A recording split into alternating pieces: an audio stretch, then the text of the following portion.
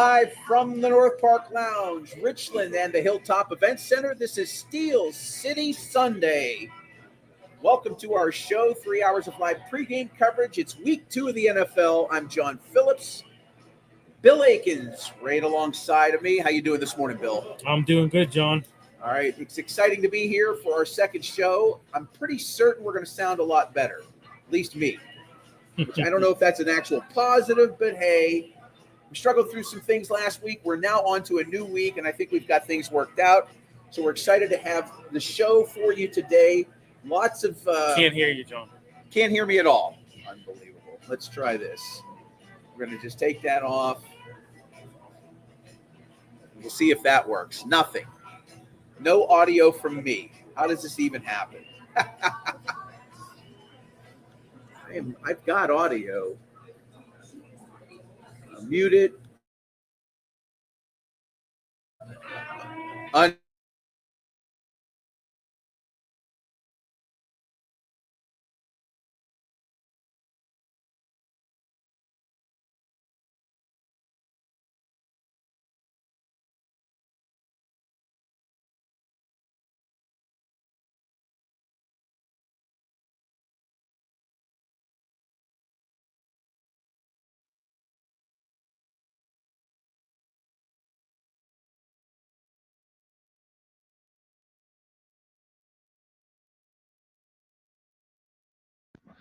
Can you hear me now? Is that any better?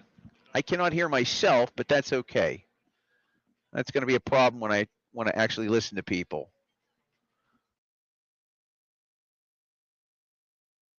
Nothing.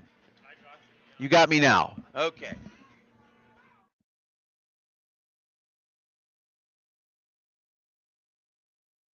Now do you have me? Okay, I think I figured out what the problem is. It's partly user error, but hey, we're working through the bugs. There's a button in the back of this headset that will allow me to be heard, and can you still hear me? See, now I can't hear anything, but we'll work through. Oh, you are. Throw yourself off of mute so I can hear you. I can't even hear myself. All right, can you hear me? Now that's better. Okay. Is that okay? All right, fair enough. When you're off the air, I'll live with it. When the guests are on, make sure you have your mic on. All right, live on the internet, but we're working through it. And hey, let's talk about Steelers and Seahawks. That's why you're here. Week 2 of the NFL season, as I mentioned. This team, boy, so many questions as we move into game 2 here against Seattle. And it seems to be a regular reoccurrence of the same themes. Offensive line issues.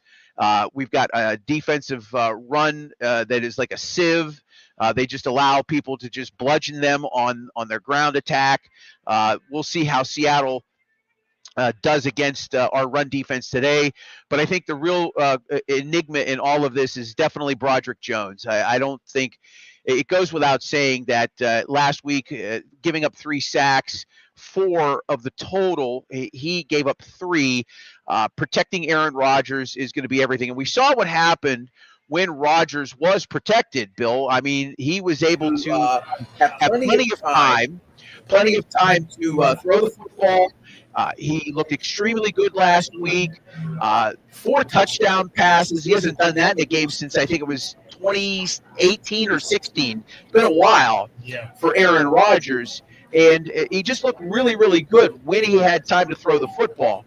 So how do they fix this? How does Broderick Jones fix this? That's the real question I have today. And I think that's a question that's on a lot of fans' minds as we approach kickoff. Big show. I'm going to get to Bill here and his thoughts in a moment. We are waiting for Paul Zeiss to join us. He's going to be with us for the majority of the 10 o'clock hour. Paul Zeiss, of course, of the Pittsburgh Post-Gazette, been covering sports in Pittsburgh for nearly 30 years. Native to Penn Trafford, went to Temple University. He's a Pittsburgh guy, as you know. He'll be joining us here very shortly. At 10:40-ish, we'll have Mike Ostie, managing editor of West Virginia Sports Now. Big game for the Mountaineers yesterday as Pitt goes down there and they snatch defeat from the jaws of victory, losing in overtime 31-24. Mike West Virginia grad, covers the Mountaineers, has covered the Steelers, covers the Steelers for the Pittsburgh Sports Now family of websites here in the region. He'll be joining us for the mic drop at 10:40 a.m. Big 11 o'clock hour set up for you as well. We debut a couple new segments this week. The first one is going to be Behind Enemy Lines. We want to bring somebody on from the opposing team's city, from the media. I can't tell you how excited I am to bring Chuck Powell on from KJR All Sports Radio in Seattle. Chuck and I lived together and worked together 30 years ago in Las Vegas at a sports radio network called Sports Fan. I got there a couple weeks ahead of him. He and I shared an apartment together. This was in the early days of syndicated sports radio, and Chuck has been doing morning radio in Seattle for a decade. He was in the Phoenix market for 20 years. He's a super talented guy. I've talked about, I've been blessed to work with a lot of people in this market and, nationally early in my career. Chuck's probably the most talented guy I've ever worked with in radio, without a doubt. And I've worked with Greg Giannotti, Andrew Filipponi. I spent a little bit of time early in my career with a guy named Myron Cope, Bill Hillgrove. Those people, super talented. Chuck's just a real sharp guy, and he's going to join us at 11:15 for Behind Enemy Lines. At 11:45, we debut Consig's Picks, professional sports handicapper Beaten the Bookie. You can check him out on X and Instagram at Beaten the Bookie, Beatin the Bookie. His website, beatenthebookie.com. Rob's an interesting character. I've been following him for more than a decade. He is not just an NFL handicapper, and I've worked with, handicappers, again, from my days in Las Vegas, working with the likes of Dave Koken, some very sharp people at the MGM Grand and others that I kind of got to know when I was out there. BTB is as sharp as anybody, and not just in football, like all sports. But Beaten the Bookie at 11:45 a.m. will debut Consig's Picks at that point in time. And then in our 12 o'clock hour, our NFL insider joins us, Zig Fracassi of SiriusXM's NFL Radio. Zig's going to be on with us at 12:30. We'll talk NFL with him and get the show wrapped up closer to kickoff. All right, let's get back to Bill Akins. We'll bring him in here as we wait for Paul Zeiss, who's stuck in some traffic apparently. Sent me a text message. We'll get Paul on here in a few minutes. Always want to hear what he has to say. Let's go back to Broderick Jones. I hate to beat a dead horse, but I'm going to beat this horse. What do you expect of him this week? How's he going to handle this Seattle front seven, the front four specifically? How's he going to manage today's game and help Aaron Rodgers stay upright? Yeah, I mean, he got sacked 4 times last week, Aaron Rodgers. I was just looking at it, John. If they keep this pace, he's going to get sacked 68 times. I hate to say it, he's probably not going to make it to 28 times, being a 41, soon to be 42-year-old quarterback. Yeah, I mean, I don't know. I don't know what Broderick's back in his natural position, but he seems to be uncomfortable, So they gotta clean that up and clean that up in a hurry. It was interesting, last week with Mike Tomlin's press conference. He basically called out both tackles. I mean, he called out Jones and Fatano. So we'll see what happens there. I think they need to establish the run early. Last week, 53 yards total on 20 attempts. That's not going to cut it. You got to open up that offense, and in order to do that, you're going to have to establish a running game. And they got to improve in run blocking as well. They got to have better support for their running backs. I think you take care of the football, protect Aaron Rodgers, and I think I think you'll be on to something when it comes to the offense. So, but. Hey, let's face it. Last week they avoided turnovers on offense. No turnovers last week. So, I mean, let's keep that going. Yeah, they need that kind of energy for sure. And again, all of this is kind of connected together, right? You give good pass protection, you open up a few holes for your running attack. I know Kenneth Gainwell saw a lot more action than I think we thought he actually got more touches than Jalen Warren did last week. We didn't see much of the rookie at all from Iowa, Caleb Johnson. So we didn't see him. I think he touched the ball twice, if that. I think it was 1 or 2 rushes. But Gainwell got a lot of action yesterday. They like him out of the backfield to catch as well, but he plays special teams. He was I don't want to say a bright spot, but I was a little bit surprised to see more of him than we did Warren, who got the contract extension, which was a bit of a shock to everyone as well, I think. Yeah, I was shocked to see Gainwell basically get the first couple carries. I thought, I was like, wow, yeah, I mean, that's so pivotal. I mean, they've got 53 yards last week. You got to get more than that this week, Yeah, just looking at the breakdown, I mean, Jalen Warren did lead the team in rushing with 37 yards, but he had that on 11 carries. So, and this is something I had mentioned last week. Look, he comes in as an undrafted rookie. He's a Cinderella story, right? Was a JUCO player. I think it was Southern Utah and then Oklahoma State. Undrafted, comes in here. Every time he touched the ball, big yardage, rushing or passing, and people started to talk about that. And it really gained momentum in the middle or towards the end of his second year, which was 2023. And then last year, everybody's disappointed in Najee Harris and calls for more of Jalen Warren. And then, of course, they don't re-sign Najee. They don't extend him an extra year. They just let him walk. And so they go with Warren. And my concern was, can he handle 20-plus touches and be as explosive? Isn't it fair to say, though, that they didn't really utilize Najee Harris in the right way? I mean, they were kind of like sideline to sideline with him. I thought he should have been more, up the middle type runner like he was in Alabama. I don't know. That's just I just didn't think he was utilized in the right way. So we had an offensive coordinator here for 2.5 years that should have never been here. Had no excuse, no excuse to be an NFL offensive coordinator because you're friends with the head coach. Yeah. And you gave his son a scholarship to Maryland, right? The offense was just atrocious. They mishandled Kenny Pickett. And by the way, this is the first time these two teams, Seattle and Pittsburgh, have met since that infamous game 2 years ago where Pickett allegedly said, either suit me up and start me or I'm not playing. Yep. So this is the first time these two teams have played since that game late in 2023 when that all supposedly went down. So there's something to be said for that, I should say.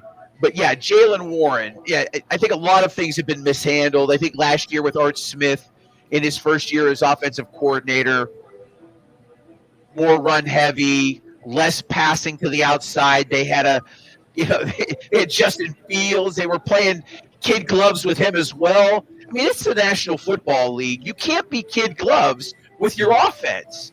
Right. As far as I'm concerned, I mean, they weren't using the middle of the field for 3 years. All of a sudden, Aaron Rodgers shows up and boom, boom, boom. They've got passes down the middle of the field. And I understand it's a different quarterback, slightly different, but you can't limit yourself. They limited themselves in terms of how they attack defenses, refusing to go down to the middle of the field. Very rare, if ever. And so that's a whole separate subject. And unfortunately, suffering through all of that, hopefully better things are ahead for everybody involved, especially the team, because that's what it really matters. For fans, we want to see them win, right? We want to see them win. We want to win playoff games. We want to go chase Lombardis, and that's great. But a shocking result yesterday, or last week, I should say, 34-32, 17 points in the fourth quarter. Hadn't done that in a few seasons. Bill looked that up. Hadn't been since that late game in 23 with Kenny Pickett leading the charge against Baltimore on the road of all teams and games. A game that they won. That was that touchdown pass to Najee in the left corner of the end zone where Pickett was floating along left and threw an absolute dart to Harris for the touchdown and eventually the win. Okay, we're waiting for Paul Zeiss of the Pittsburgh Post-Gazette. We got Paul Zeiss of the Pittsburgh Post-Gazette. Let's get Paul on here now. Good morning, Mr. Zeiss. How are you today? I am doing wonderful. I am down here on the North Shore. It is quite popping already with lots of people. I can look out here this window, and they are already tailgating and getting lubed up. So I imagine by the time 1 o'clock comes, the crowd will at least be ready. Now, will the Steelers be ready? That's ready to be determined. But I think the crowd is going to be ready based on what I'm looking at out here. So that's right, because the PG has their offices over on the North Shore now. Right. A far cry from 34 Boulevard of the Allies, where you once toiled. Yes. Yeah, and it's nice because we're right down here with the stadiums. And, you know, the only issue is I forgot that there's this thing called traffic that, you know, at least at the Boulevard of the Allies, you know, I wouldn't have got caught in traffic trying to get down here to the office. So the next home game, I'll be able to make an accommodation to make sure I'm hooked up at 10. Traffic in Pittsburgh, I'm shocked. Yeah, right? Absolutely. All right, Paul. So big game today, obviously. They're all big. You got 17 of them. They've won the first one. You know, we started the show off with Broderick Jones. I mean, again, hating to beat a dead horse, but the reality is he's got to get better. What's the fix for him, do you think? I mean, this was supposed to be like a turning point season for him. They moved him to left tackle. Not a particularly great effort last week. They gave up 4 sacks as a team. He gave up 3 of them. How does he improve? How does he fix this for himself? Well, he's got to be able to do it from the standpoint of he's got to be able to figure out what exactly he's doing. Either it's technique or whatever, footwork, handwork, whatever. He's got to get better in so many different ways. And I think that it's the thing about it is this is sort of make or break for him. If he doesn't get it done this year, he's basically what you would call a first-round bust. But they need to get him to a point where he can move better, play better, do all the things they're asking him to do. And that's what I would tell you that they need to do for sure, is if he doesn't get better, then it's going to be really, really interesting to see what they do, because I don't think, John, they have an alternative to him.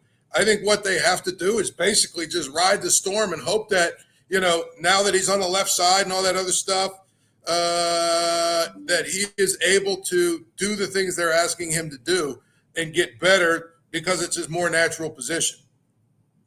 We're talking with Paul Zeiss of the Pittsburgh Post-Gazette. He's live down on the North Shore at the offices of the PG as the Steelers get prepared to take on the Seattle Seahawks. Let's talk a little bit about Seattle. Defensively, they've got some defensive backs that are out, key players. Last week for Seattle, a loss at home to the San Francisco 49ers, 17-13, a game that they were ahead of 13-7 heading into the fourth quarter.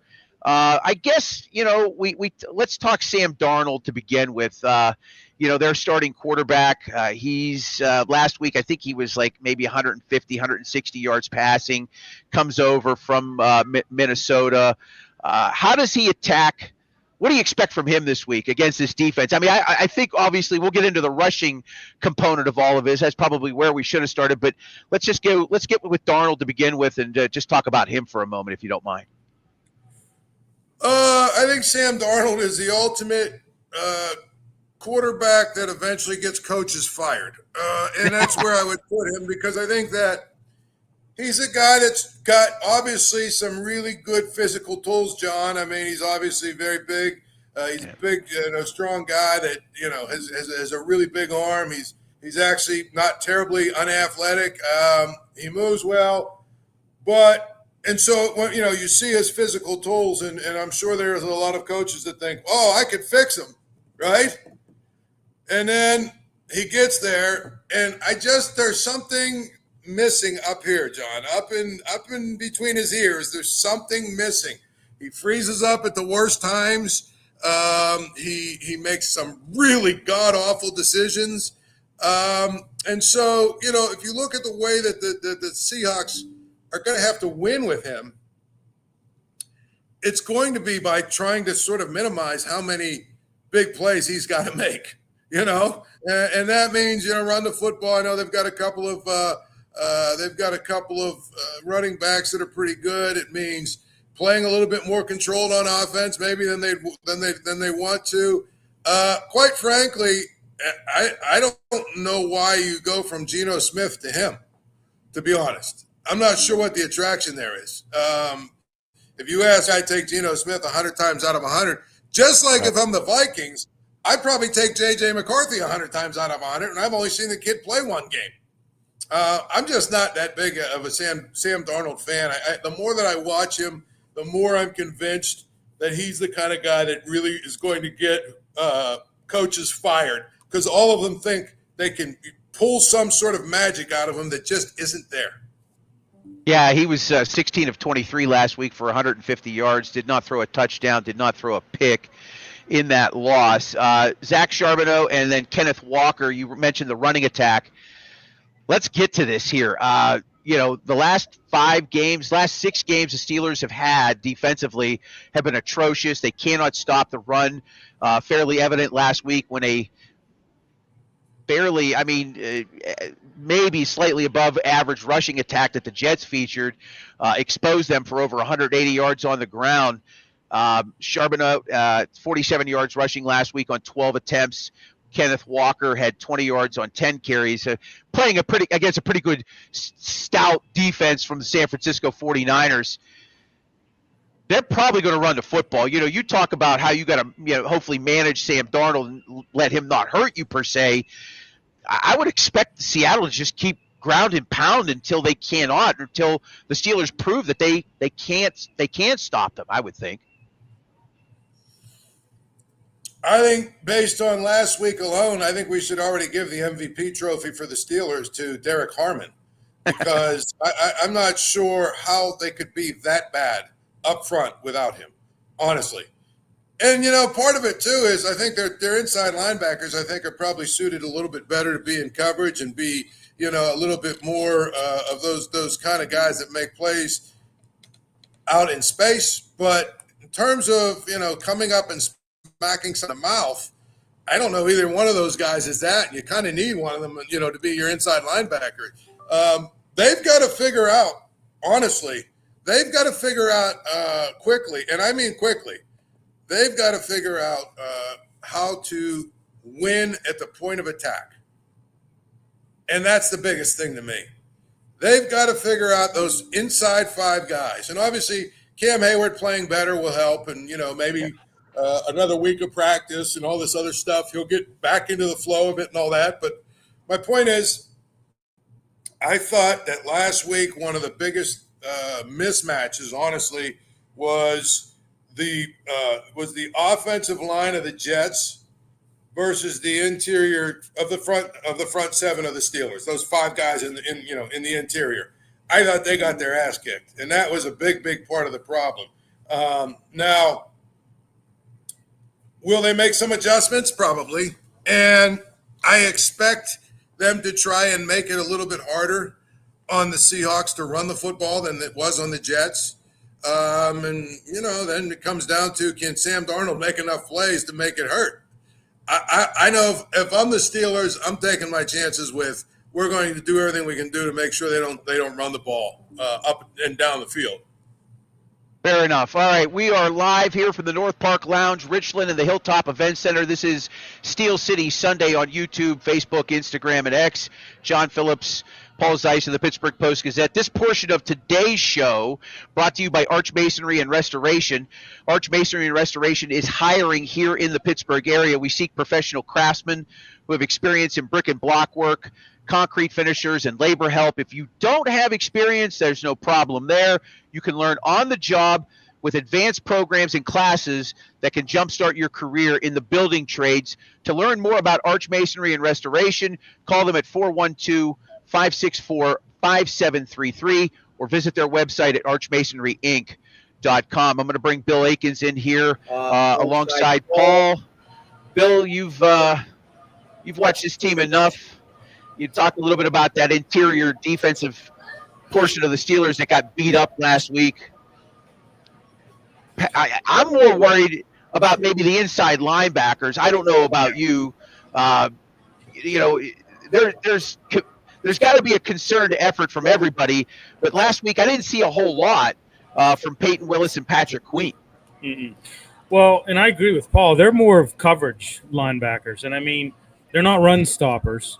I think the big thing, and Paul, I'm sure you'll agree with this. Last week, you allowed the Jets to convert 7 of 14 third downs. They gotta prevent them from extending these drives. And I tell you what, this week you're facing a two-headed monster in Kenneth Walker and Charbonnet. Week 1 you gave up 182 yards. That's not going to cut it. That's a porous run defense when you're giving up 182 yards. I know we talked a little bit about Sam Darnold. Paul, I want to get your take on something. So, we saw Sam Darnold last year with the Vikings. We all know Kevin O'Connell's kind of like that quarterback whisperer, if you will. I mean, it ended pretty badly at the end there. But what did you make of last year, him on the Vikings? Sam Darnold? Yeah. I mean, again, when they needed him to be good, he wasn't. Right.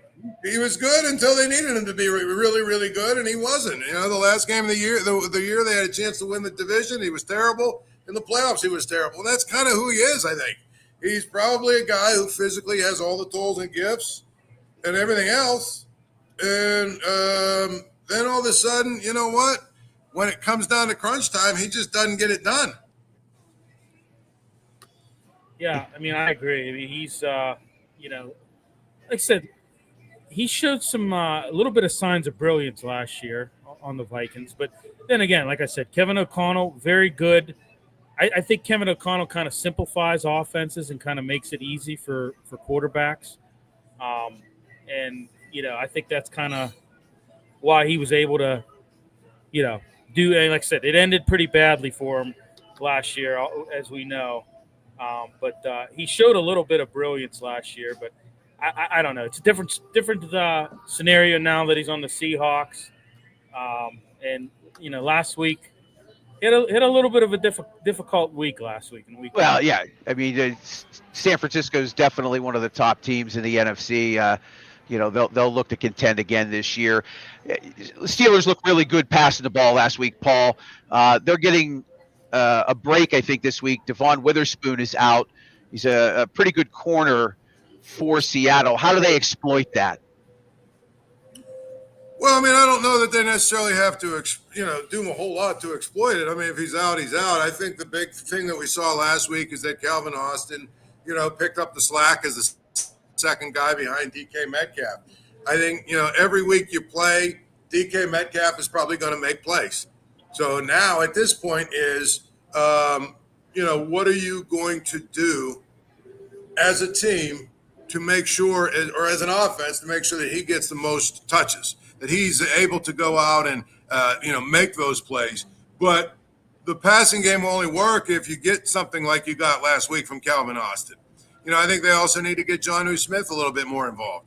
He had 5 catches or something for 15 yards or whatever it was. I mean, they were just throwing little dinks to him that were useless. They actually should have just ran the ball in those plays. They need to get him more involved, I think. So the bottom line is, whether Seattle's at full strength or not, Aaron Rodgers is still getting on the same page with all of his receivers and his tight ends and the guys that he's going to be throwing the football to.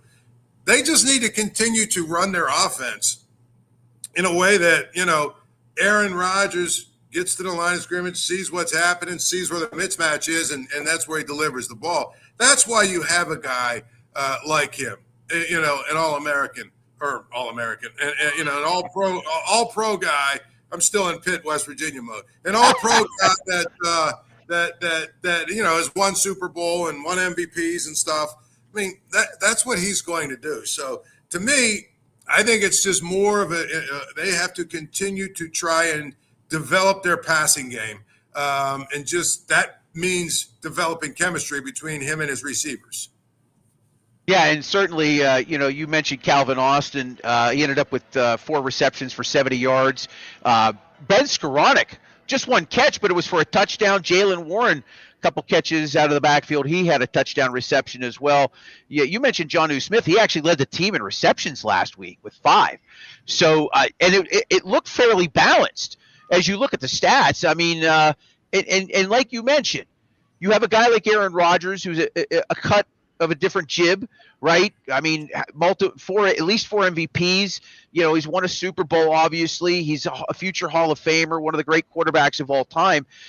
Yeah, protection, especially if the running game isn't going to be there. If you can't protect him, it's almost like a safety net, because you don't bring in Rodgers to throw the ball 35 times or 40 times a game, although he's certainly capable of it. He threw 30 times last week, completing 22. You want to maybe take a little less load off of him if you can run the ball more, but I guess there's some comfort in the fact that the old dog still has something in him at 41 to perform as well as he did last week, despite suffering, 4 sacks and 7 pressures and I don't know how many hurries he had. Well, that's the key there, and that's what you got to be careful of. Yep. And it's especially true if your tackles don't play better than they played last night or last week. If they don't play better than they played last week, he's not going to make it through 4 games or 5 games if he keeps getting it. And the thing about Seattle is their defense is one that's really kind of predicated on pressure. And I think what's interesting is, Mike McDonald is the head coach. He's very familiar with the Steelers because – he was in Baltimore. He was the defensive coordinator in Baltimore. He was a defensive assistant for a bunch of years in Baltimore. He likes to bring pressure. Seattle is going to come and try and hit Aaron Rodgers and hit him early and hit him as many times as they can. Now, if the Steelers are able to block them, and we've said this from the start of the season, if the Steelers are able to block them and give Aaron Rodgers time to throw, that's a good thing, and he'll probably pick them apart. But if he takes too many hits, and I was looking, they basically knocked Brock Purdy out of the game last week, didn't they? Pretty much. Yeah. And if you look at what they did in terms of the stats, I was looking at this the other day. Their defense actually, I think they only had 1 sack, really, but they had 7 quarterback hits and 7 tackles for loss. So, that's a lot of action in the backfield. So that's something you have to really kind of watch and be aware of, is what they do with respect to pressuring the quarterback. Paul Zeiss of the Pittsburgh Post-Gazette joining us live from the North Shore in the offices of the PG. This is Steel City Sunday here on YouTube, Facebook, Instagram, and X. Byron Murphy, Leonard Williams, part of that defensive interior for the Seattle Seahawks that created quite a bit of that havoc. And, obviously a concern for Rodgers and the offense in trying to protect him. Not only that, just to open up holes, but, they've been certainly very good for that defense. It's not the Legion of Boom from maybe years past, but they're certainly carving out a new path for themselves. Despite having some injuries in their secondary, that front is going to pose some problems for sure. Let's talk about Chris Boswell. Again, kickers and, his 60-yarder could have been good from nearly 70 last week. I was reading that the league changed the rules with the K-ball this year, where teams can basically doctor that ball up almost as much as they want prior to the game. And the K-ball, for people that don't know, is a specific football that the kickers use only. And it used to be they couldn't doctor it up until, I think, game day. There was a certain time on game day when they could get the K-ball and try to scuff it up. And, I guess they've proven that, the more that ball has been handled and played with, the better it's going to perform when somebody puts a foot to it. But Boswell just continues to be this amazing find that they got 10 years ago. He won them the playoff game against Kansas City a decade ago, their last playoff victory, I might add, kicking 6 field goals, the 60-yarder to take the lead and gain the victory against the Jets last week. I know he's got another year left on his contract. Steelers, he was talking about an extension. They didn't give it to him. How does he not become the highest paid kicker in league history next year? He should, but the Steelers have not always been very willing to spend a lot of money on their kickers. In fact, they have had good kickers in the past that they've let walk because they cost too much money. I will say this in general. I think kicking field goals has become way too easy. I think it's getting to the point where it's stupid. Where basically nowadays you just basically have to get to the 40-yard line, which is like a 56, 57-yarder, and pretty much every kicker in the league makes it. 50 to 60-yard field goals should be really difficult. They just should. You should not be rewarded, because seriously, if the other team punts the ball to you and you get it on, like, say, the 40-yard line, and you drive it 18 yards to the other team's 42 or 41-yard line, and you kick a 58-yard field goal, you shouldn't get rewarded with points that way. I don't know how you make it tougher. I don't know if you make the balls heavier. I don't know if you make the uprights closer together. I don't know what you have to do, but 50-yard plus field goals should be difficult. And this is nothing against Chris Boswell. I think it's tremendous. I think he's obviously the best kicker. Those were great kicks. But at the end of the day, if you look at percentages and what's happened over the last 5 or 6 years, kicking field goals is just way too easy. I'm sorry, it is. You should have to have, when you get to like the 35-yard line, 40-yard line, you should have to think about maybe we need to go for it because this isn't an automatic kick. Now it's an automatic kick. Well, I'm going to bring Mike Ostie in here to join us here in a few minutes. You kind of got to where I was heading to. Do you envision down the road where we get to the 2-minute warning and the league puts in a rule that says players or the teams have to get to a certain point on the field to kick? Like, institute a rule that says if you're within the 2-minute warning and you're not at, say, the 20-yard line of the opponent, you have to go for it. Do you see that maybe coming into play with it being so easy? No? Nope. Okay. No, I don't think they'll do that. They might do something where they take the kicking ball and make it a little bit heavier or make it a little bit more difficult to kick to have success with. But they're not going to mess around with the rules. And again, if you think about it, teams all basically play for field goals. I mean, you can say whatever you want to say. You get to the 40-yard line, what's the first play you're going to see? A run, so they can get down to maybe a 37, 36, 38, 37. If it's whatever, they're all just trying to get basically to the 40 to the 40-yard line so they can have a chance to kick a 55 to 60-yard field goal. To me, 50 yards and plus should be really difficult, to be honest. I'll tell you one rule that I heard thrown around. This was like 10, 15 years ago. It'll never happen. But someone suggested this, and I think this would be interesting, is why reward teams who don't penetrate far? In other words, your 20-yard field goal should be 3 points. Your 55-yard field goal should be 1. That would change the game a little bit. But instead, they'll never do that. That's interesting. That's interesting. That's what you do. Yeah, that's a fair point. All right, before we get to Mike, we've got some comments from Facebook and YouTube. You want to go ahead, Bill? Bring those in. Yeah, we got Steve Simmers chiming in. Here we go, Steelers. We got David Claycomb. Good morning. Looking forward to the show. Thank you, David. And of course, you can leave us messages online. Okay, go ahead. And then we got Mike Lauro. Hey, guys, good luck today. Excellent. All right, you can always leave us comments on our pages, Facebook, Instagram, X, and YouTube. With this break here, let's bring in Mike Ostie, managing editor of West Virginia Sports Now, part of the Pittsburgh Sports Now family of websites. Let's go Mountaineers, Mike. How you feeling this morning? I guess so. That's what they're still probably singing down there. Yeah, it was a very asinine, bizarre, not that entertaining game to cover for a while, and then it exploded into a classic backyard brawl, and Rich Rodriguez won, and he cried. So anybody who wanted him to cry, he cried and got emotional. Well, thanks for joining us, and of course, alongside Paul Zeiss of the Post-Gazette, Mike drop time here with Mike Ostie. Mike, let's get some thoughts from you here. We've talked about all the hits Broderick Jones, how he's going to play. Can they protect Aaron Rodgers? What's the big storyline for you today?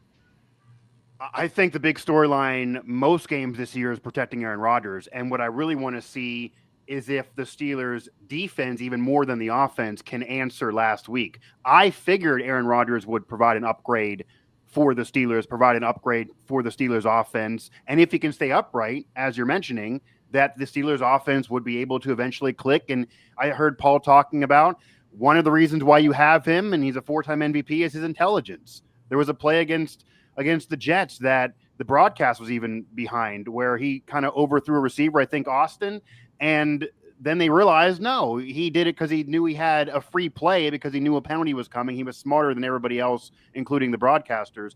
That's what you get with Rodgers. He can make the offense more explosive than it's been in years, but defensively, they got to have a better effort. I mean, Justin Fields looked better against the Steelers than he looked his entire career, and I know they have stars there defensively, and there were some big plays from some of the stars like there has been in recent years, but you can't allow those yards. You can't allow those points against the Jets team that's not really going to contend this year, and even the Seahawks, who are in flux, and who knows how good they're going to be. So I need to see more of a defensive effort for this team to really be a contender this year for me, but the offense doing it again, I think would be nice for most people, but I do expect them to kind of keep on clicking with Rodgers as long as he's healthy. Yeah, and Paul had certainly mentioned, defensively. We talked a little bit about Devin Weatherspoon, who's going to be out for this game, one of their top corners. But last week Paul had mentioned, hey, they got a lot of pressure on Brock Purdy. They knocked him out of the game. Leonard Williams, Byron Murphy, right there on that interior line. They're gonna cause some problems today. Yeah, I would imagine this would be an opportunity for the Steelers to cause some problems, to get heat. You want to put. I heard Paul mention this too. I mean, I actually was one, and I wrote about this at the time, that I thought maybe the Vikings made a mistake. I mean, Sam Darnold is still only 26, 27 years old. He's young despite being in the league so long. He kind of found something. He was great in that offense, and they were successful. But in big games, especially when he gets pressure on him, then he kind of faltered. And I don't know if I want to say he's a choke artist, but in big games, he felt the pressure. So bring that pressure to him and see what he does as he's still trying to develop chemistry with a new group, as they're trying to figure something out as well. Even a young head coach there. So if the Steelers can bring the pressure, they can bring the heat, it'll make life easier for the secondary. That's always a question. And of course, then make the pressure not as daunting for the offense to do as much. The offense should be better than it's been in recent years, but having it to do as much as it did maybe in week one could maybe be more difficult for this team. We'll see how it goes, though. We're joined by Mike Ostie, managing sports editor of West Virginia Sports Now, part of the Pittsburgh Sports Now family of websites. Paul Zeiss of the Pittsburgh Post-Gazette on board as well. He's live on the North Shore at the offices of the PG as we get you ready for Steelers and Seahawks. Jonnu Smith, 5 catches last week. Yep. Paul thinks maybe you get him more involved. For Rodgers, I thought he was very balanced last week with his selections. I mean, you had a couple of guys in there with just one reception, but they had a touchdown. Calvin Austin, I think, was one of them. I know Ben Skoranek was for sure.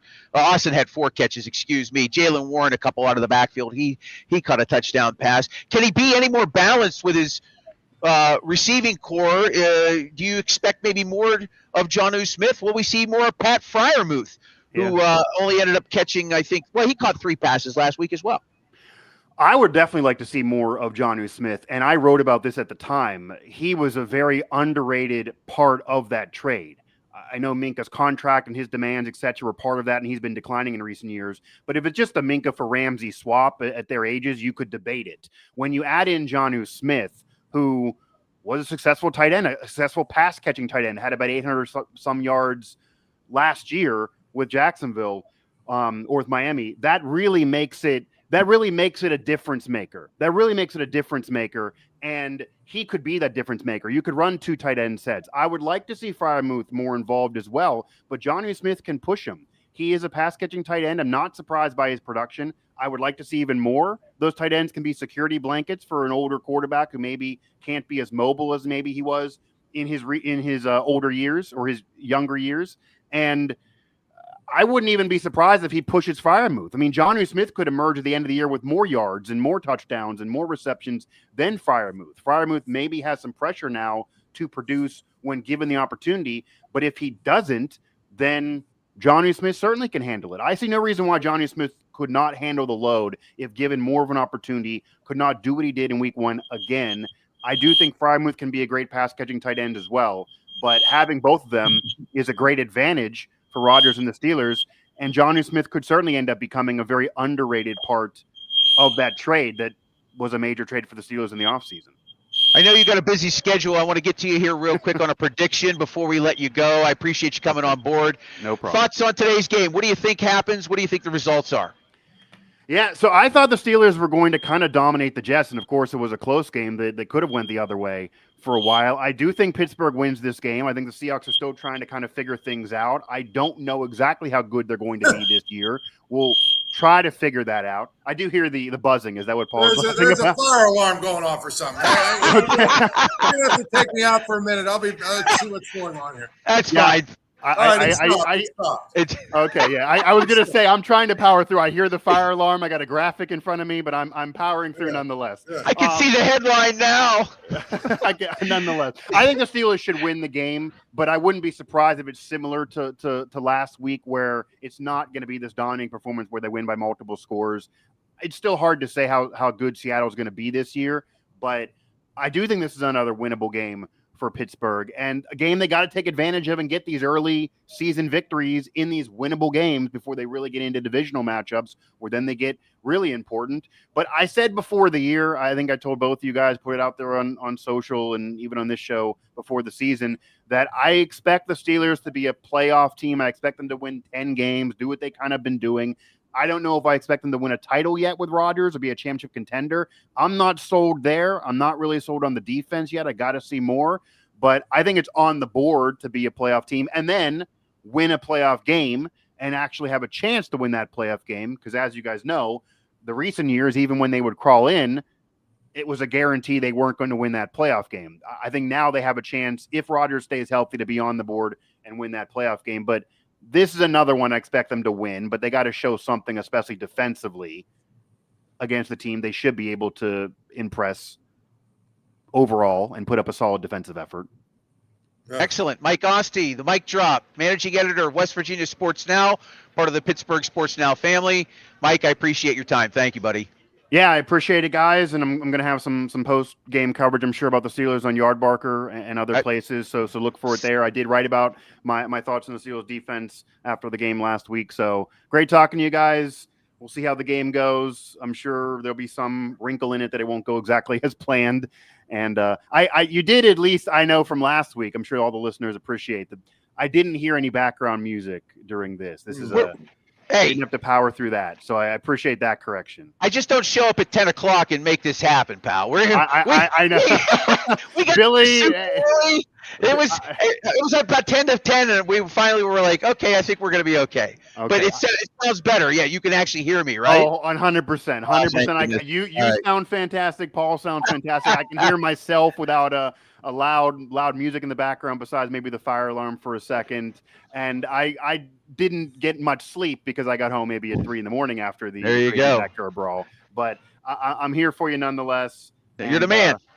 Just maybe get my face to the people maybe next week with this graphic is the only. Yeah, we'll work on that. I'm just kidding. Next time, let's get Paul out of there and we'll bring him in. All right, I don't mind. I appreciate it. There. But yeah, I appreciate it, man. All right. Thanks, Mike. Mike Oste, managing editor of West Virginia Sports Now. He's also a national writer for Yardbarker. You can hear him on Sirius XM, and of course covers West Virginia football and the Steelers for the Pittsburgh Sports Now group. All right, Paul. I can see the headline now. Noteworthy writer dies in fire doing obscure online pregame show. Let's get to the predictions. Let's talk a little bit about what you think will happen today. Steelers -3 across the board on the Vegas books. Do you think they win today? Do you think they cover? What are your thoughts? Well, first of all, I think it should be said that what I meant with Jonnu Smith is he did have 5 catches, but he went for 15 yards.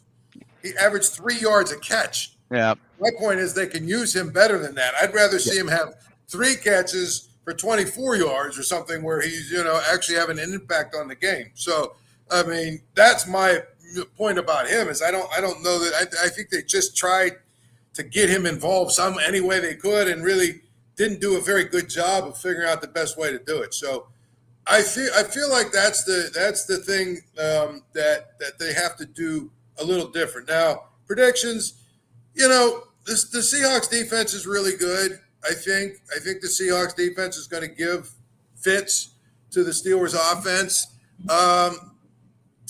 I just don't know that Seattle can score enough points here to win the game. I tend to lean, I don't even know what the over-under is here, but I tend to believe that this would be an under game.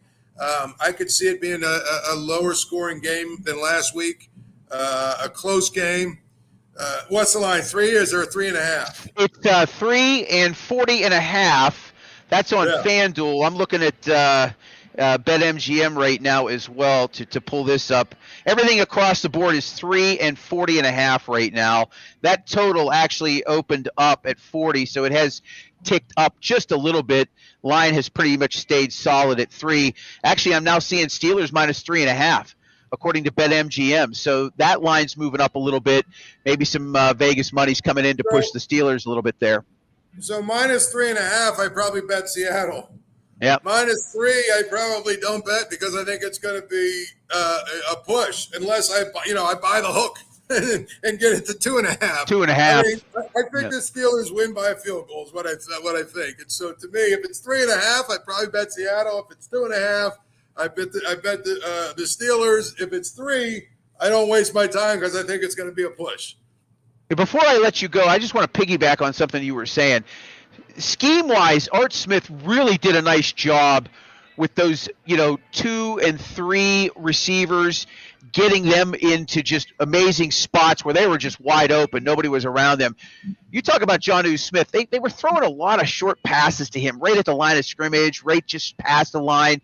And I think that helped contributed. He's a guy that you get a linebacker on him one-on-one somewhere 7-10 yards down the field. You know he's going to win that battle 8-9 times out of 10, right? Yeah. Well, I mean, that's what it comes down to. That's why you scheme. That's why you game plan. That's why you watch film, is you want to try and look to those matchups, and you try and force those matchups actually. And you can do that if you have the right personnel to do it. And I think the Steelers do have the right personnel where they can make it so you have to deal with figuring out how to defend Jonnu Smith with a linebacker, and that's what they're going to do. I think last week a great example of that was Garrett Wilson, beating Darius Slay. Yeah. You say, well, why is Darius Slay covering Garrett Wilson? Because they moved him into the slot and they forced that matchup based on what they knew the Steelers were going to do on defense. And they forced that matchup, and then they got the safeties moving one way and Garrett Wilson going the other way, and now it's off to the races. That's just good offense. That's good scheme. And we need to see a lot of that, really, I think. Today, we need to see a lot of that over there at the stadium just because I think that Seattle can make your life miserable on defense. Paul Zeiss of the Pittsburgh Post-Gazette, live on the North Shore. Paul, thank you. I appreciate you joining me here, buddy. All right, my man. We'll do it again next week. Next week it is. Paul Zeiss of the Post-Gazette, live from the North Shore, joins us for a full hour in our pregame show each week. We certainly appreciate him coming on board. Of course, Paul brought to us by Arch Masonry and Restoration, one of our great sponsors here. Arch Masonry and Restoration is hiring in Pittsburgh. They're seeking professionals and craftsmen who have experience in brick and block work. If you're a concrete finisher, if you're a laborer looking to get into the career field, if you have no experience, that's no problem. You can learn on the job at Arch Masonry. They have advancement programs. They have classes you can take that'll help jumpstart your career in the building trades. Call 412-564-5733 or visit their website, archmasoryinc.com. SteelCitySunday.com to learn more. Live from the North Park Lounge, Richland, and the Hilltop Event Center, this is Steel City Sunday here. Come on down. Get down here. Great atmosphere. We have to turn the camera. We have to get a third camera so we can show people just how fun this place is. I don't want to pick up my computer and do that. That would be really not good. Racing Jack checking in via, it looks like he's coming in via YouTube saying, let's go Steelers. Racing Jack, good to see you.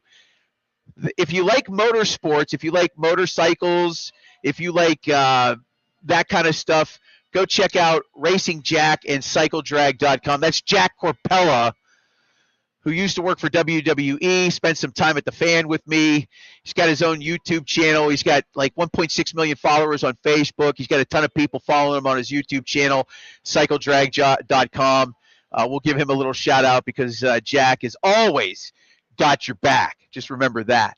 Okay, we're at the North Park Lounge in Richland. Bill Akins alongside of me here this morning as we are about to embark on hour number 2 of our pregame show. Hopefully you're joining us either on Facebook or YouTube or X. Welcome in to our show, our 11 o'clock hour, just as busy as the 10 o'clock hour was. We've got Behind Enemy Lines coming up in about 15 minutes with Chuck Powell from KJR FM 93.3 FM. He hosts the morning show out there. Chuck has been in sports radio for over 30 years. Super talented guy. We're going to bring him on board for Behind Enemy Lines. He's going to give us some perspective from the Seattle side. We'll talk a little bit about, some of the deficiencies that they're going to be facing today. We talked about, the secondary being banged up. We'll talk about that defensive line. We'll talk about Sam Darnold. We'll get into that with Chuck Powell and get his thoughts on what they're thinking in Seattle today. They had a lead in the fourth quarter at home last week against a very good team, but ended up losing that contest. So they've started their season 0-1. They don't want to be 0-2. They definitely don't want to be 0-2 for sure. So they need a win today. And I've got a great stat. I wanted to bring it up earlier. I'll bring it up later about Seattle and heading east to play 1 o'clock games. It's going to blow your mind. I'll actually bring that up with Chuck in the 11 o'clock hour at 11:15 when we bring him on board. At 11:30, we'll break into some additional what Yins think. We'll get some reaction and feedback. We'll bring Bill in to talk a little bit more about that. We'll break down the AFC North War Room. We'll talk a little bit about Ravens and Browns. They play at 1 o'clock today in Baltimore. We've got the Jaguars at the Bengals in a matchup of 1-0 teams. That should be an entertaining contest. At 11:45, we debut Consig's Picks, and we're going to be talking with a professional handicapper by the name of Beaton the Bookie. And I've been following BTB on X for over a decade. He's on Instagram as well. He's got a website, beatonthebookie.com. That's BEATIN, thebookie.com. This guy, I'm going to tell you right now, I've worked with professional handicappers before, right? Dave Koken, who passed away late last year, worked alongside of him. He was a handicapper for 50 years, lived in Vegas for many, many years. These guys, the ones that do it and do it exceptionally well, have a method, and this guy is as sharp as anybody I've ever come across. So I'm very excited to have Beaton the Bookie on at 11:45. We'll talk with him, and hopefully he'll shed some insight into what he does for a living and how he does it and how he remains so consistent. And then in the 12 o'clock hour, of course, at 12:30, our NFL insider, Zig Fracassi of SiriusXM's NFL Radio. He'll come on board, and we'll talk a little bit more about the NFL as we wrap the show up around 12:45 or so that you can prepare for Steelers and Seattle. Bill, I'll bring you in here for a few minutes, and we'll talk a little bit about this matchup. I feel like in these three-point games, like Paul had mentioned, you want to take the points, right? Now you got some books that are at 3.5. They dangle that hook out there, and they want to catch a fish. I feel like this is sizing up to be a 30-20 game with the Steelers winning. What about you? What do you think? Yeah, I'm with you. I think I don't know. I don't know that we're going to see what we saw last week. Obviously, with the 4 touchdowns by Aaron Rodgers, but I don't know. I was predicting like a 24-17, something like that. I don't know. I just I don't think they can continue to replicate 4 touchdown passes every week. I mean, it's just Definitely rare. I mean, Right. certainly for Rodgers, in the last 5-6 seasons, he hasn't accomplished that feat in 6 years apparently. From Right. the stat that we saw that said that as much. I think it was 2018 the last time he had 4 touchdown passes, which is hard to wrap your head around. I To be know. quite honest with you, when you're talking about Aaron Rodgers, you'd think that he would have hit that every single season at least once. Right. But apparently that's not the case. Now, again, to go back to the dead horse, how do you protect him? How does Broderick Jones against a front 7 that last week created all that pressure and knocked the starting quarterback out Well, of that game? Well, I hate to say it, but I mean, if Broderick Jones is struggling, which clearly he is, you need to. Unfortunately, you need to utilize your tight ends and your backs, chipping to the left side, helping them out. I mean, he needs to step up and prevent this pressure. I mean, I don't. This is his natural position. You would think that he would be more comfortable over there. But we're just not seeing it. And like I said, if you've got to utilize those tight ends and sets and backs, and have them chip to the left side, then that's what you got to do. You've got to keep Aaron Rodgers upright. Like I was saying earlier in the show, he's on pace to be sacked 68 times. And I mean, a guy that's 41 years old, going to be 42 in December.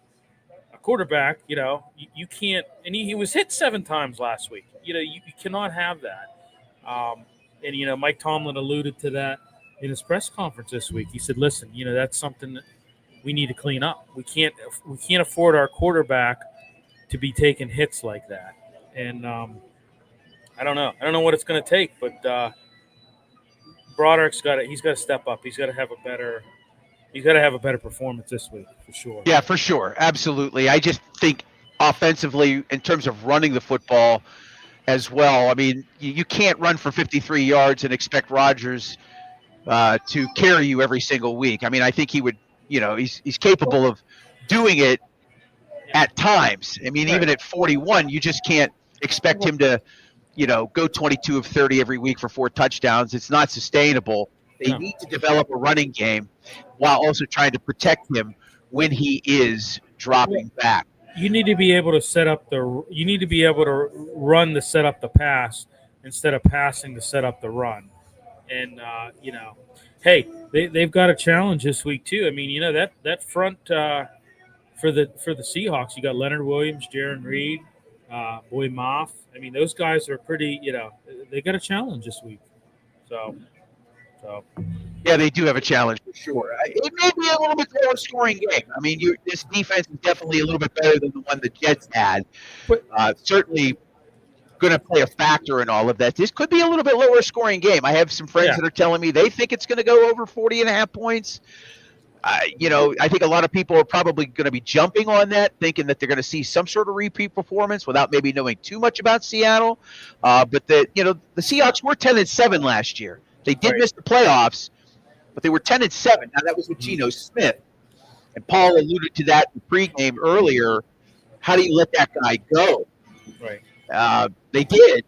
They felt that they were going to go with a better, younger quarterback that still has a lot of time left on his clock. But as we've seen in the NFL, it takes time for a lot of these quarterbacks to develop into, steady, consistent, capable players to manage games, but also get you the yardage you need and attack opposing defenses. I mean, for what it's worth, Mason Rudolph in 2023 comes in at the end of the season. He wins 3 games to get him into the playoffs. Mason Rudolph from 2020 or 21 probably doesn't do that, Yeah. right?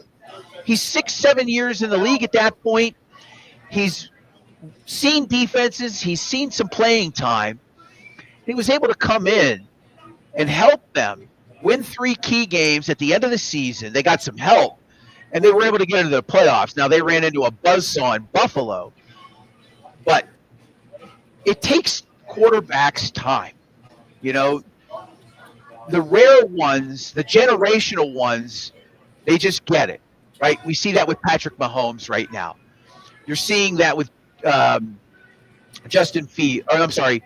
You're seeing that with why am I forgetting? Josh Allen. Yeah, Josh Allen. Well, Jalen Hurst. You're seeing that. Yeah.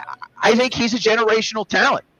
He's been to 2 Super Bowls in his early young career.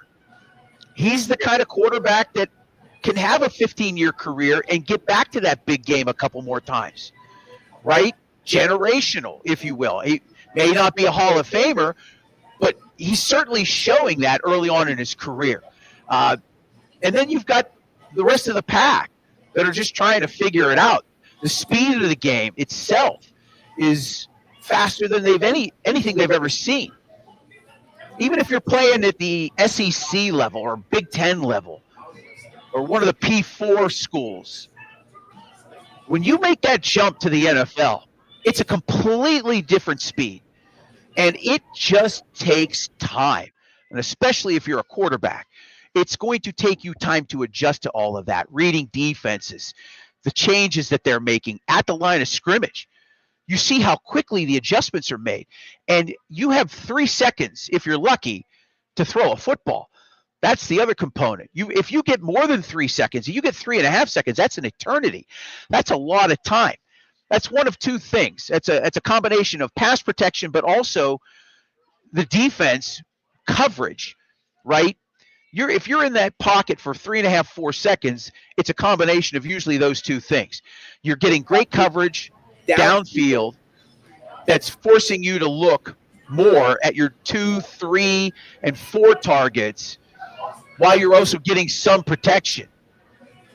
So if you're in that pocket a little bit longer than 3 seconds, it's usually that combination that I think is putting quarterbacks in that position.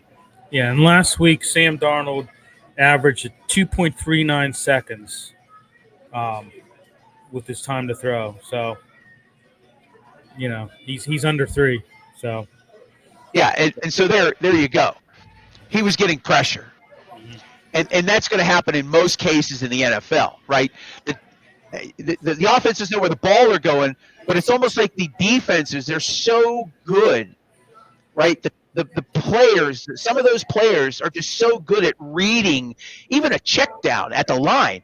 They're capable of saying, you here, adjust, move over. They kind of know where that ball's going, and then boom.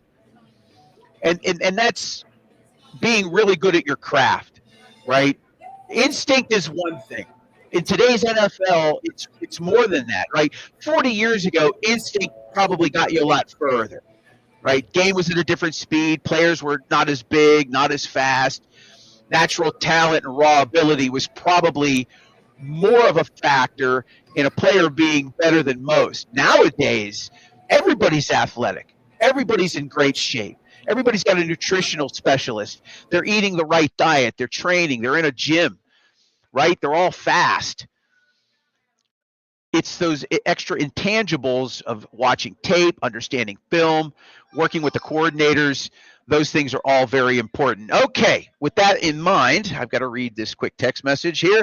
We got Chuck Powell on the line. We're going to bring Chuck in for our Behind Enemy Lines segment.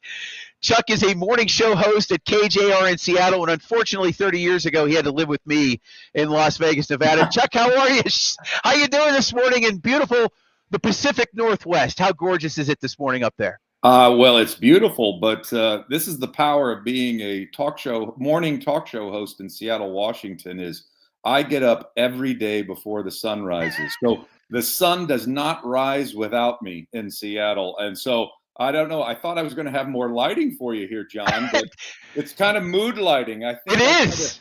set a sexy kind of feel to our conversation today. I absolutely love it. Listen, it doesn't matter what the lighting is. You're always sexy, Chuck. Okay? Absolutely.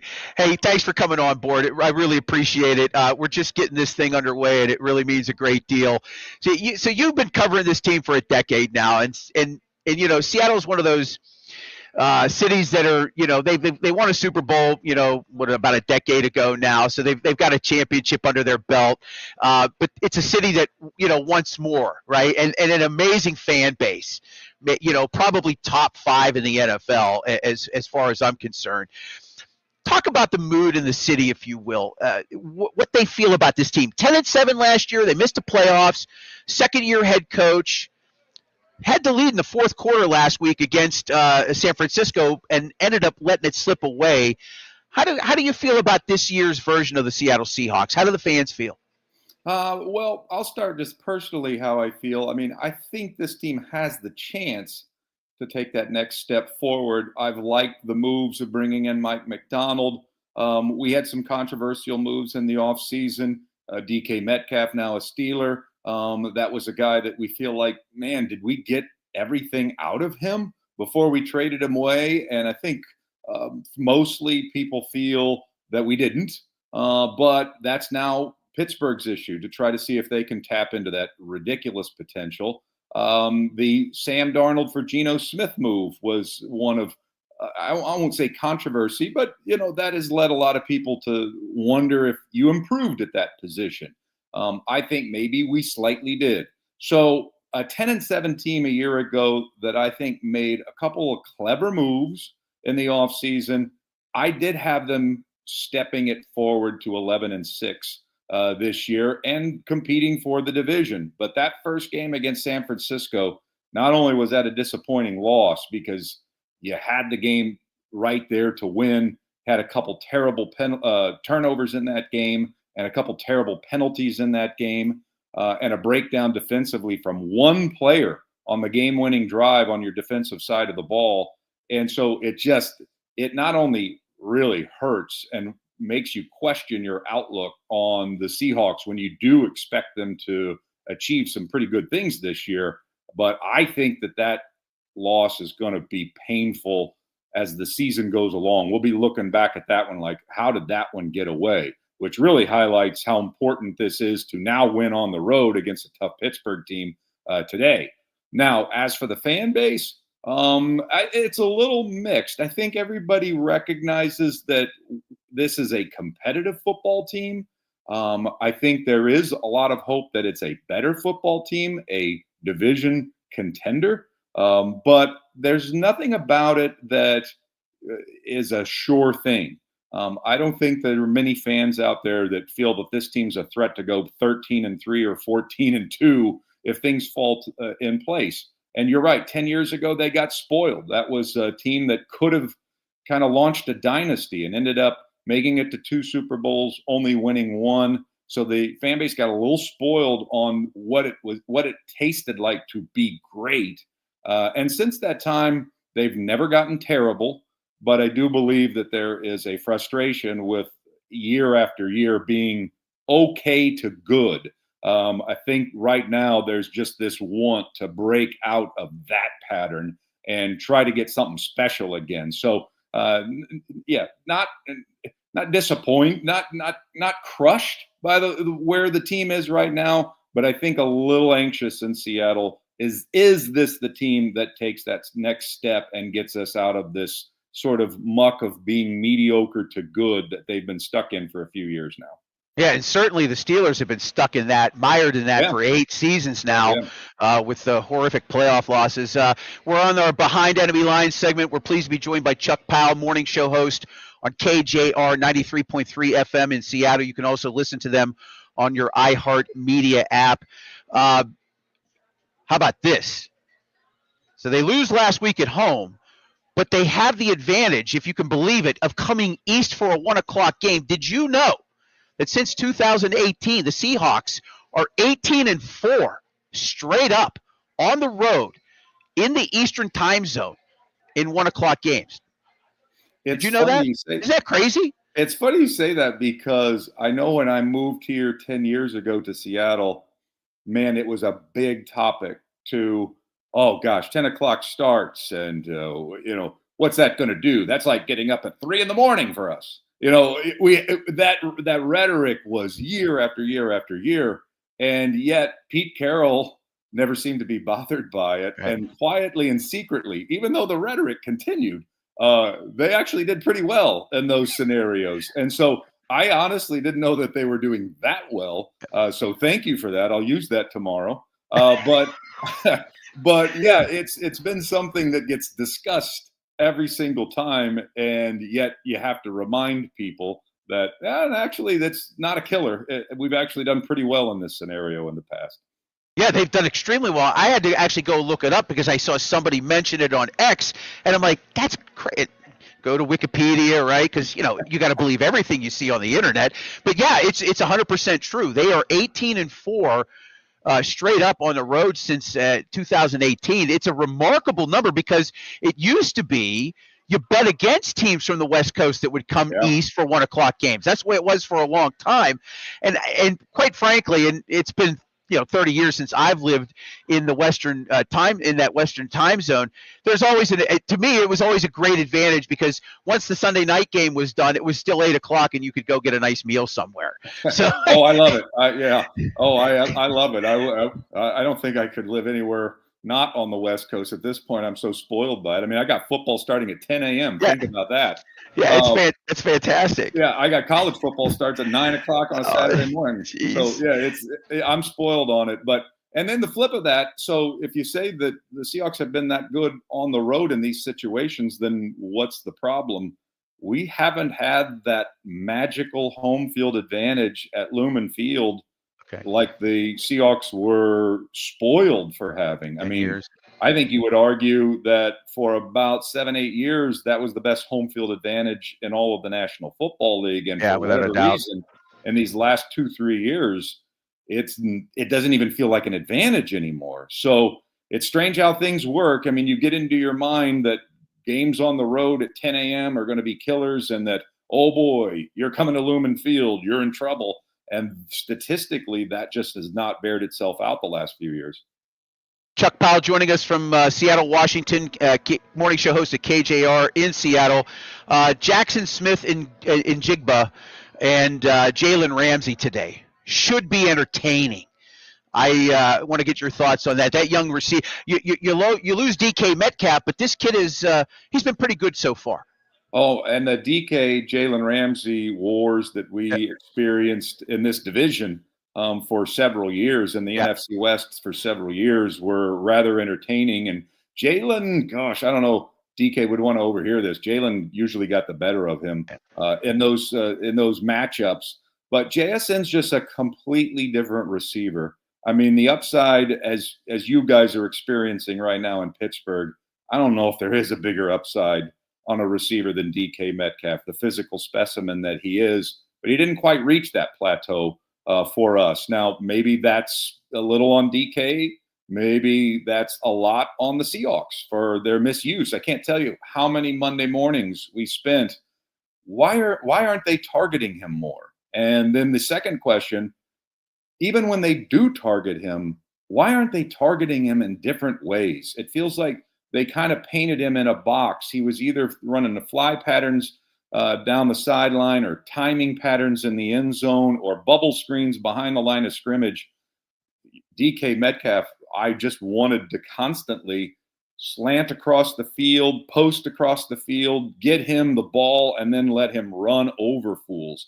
And we just didn't see that a lot in Seattle. How much of that was on the Seahawks? How much of that is on DK? That's a math problem that we simply don't have the answer to here in Seattle. And now JSN is our number one receiver, and he frankly took that mantle from Metcalf last season while he was here. Completely different receiver. I mean, this guy is just a smooth operator. His running patterns, like, you know how they used to say when tracking a fly ball in the outfield that you didn't want to run on your heels because you didn't want the ball to bounce. You didn't want your eyes to bounce because that causes the ball to bounce. So you had to smoothly come in and field a fly ball in center field. You have never seen a smoother runner than this guy as JSN. Plus, he's an excellent route runner, terrific hands, gutsy player, but he doesn't have the 4.3 speed that DK has, and the 6'3" frame, and the 8-pack abs, and everything else that goes with being and the strength.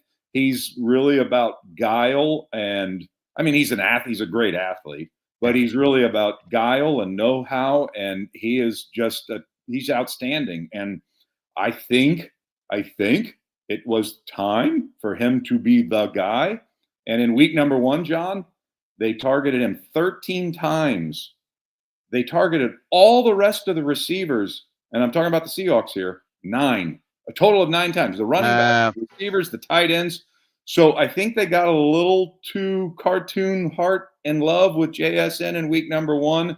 And there's been a big emphasis, at least on the talk shows this week, to make sure that we're spreading the ball around a little bit more. Because as much as we think JSN is great, you do have to incorporate all the rest of your receivers. I do want to keep you for a few more minutes. I will let you go here. I want to bring Bill Akins in here real quick, my executive producer. He's got a question for you. Hey, Chuck. So, JSN pretty much over his career, he's been, he's done a lot of his work out of the slot. Yes. Last week, it was a little unusual. He was outside. He was aligned outside a little more. Do you think, do you think maybe he's going to be in the slot more? I know that's going to be a matchup with him and Ramsey, but could you see that, him being, in the slot more this week? Or do you think maybe he's still going to be aligned outside a little more than usual? Well, they took a little bit of a gamble this year because DK certainly was the ex-receiver. And so their theory, their idea in the offseason was kind of taking a page out of our division rivals book, the Rams and the 49ers, that you don't necessarily have to have that receiver that takes the top off of the defense, that we can be a horizontal nightmare to defenses.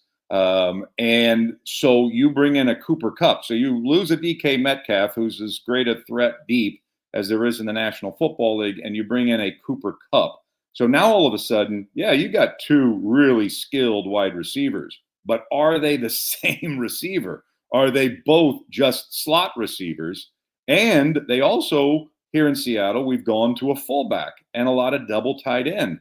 So where's the deep threat coming? Where's the threat outside the numbers coming from? Because nobody should question the skill and the way that JSN and Cooper Kupp operate in the slot. But if you're only going to have 2 wide receivers on the field, how are you going to threaten defenses outside the numbers and down the field? And after one game, we still have those exact same questions. So that's why you see JSN operating a little bit more outside versus in the slot, because the Seahawks are counting on him being able to perform in that role. And 9 catches in his first game playing in that role. And so I think he's got the wide receiver skill to do it, but it remains to be seen. We need more sample size to try to figure out whether or not this philosophy that these 2 guys can do everything you need to have done to threaten a defense is going to happen. There's going to be a lot of short, high percentage passes thrown by Sam Darnold. They're going to count on run after the catch. We play action 1 time in the first week, which goes completely against what they were preaching this offense was going to be about.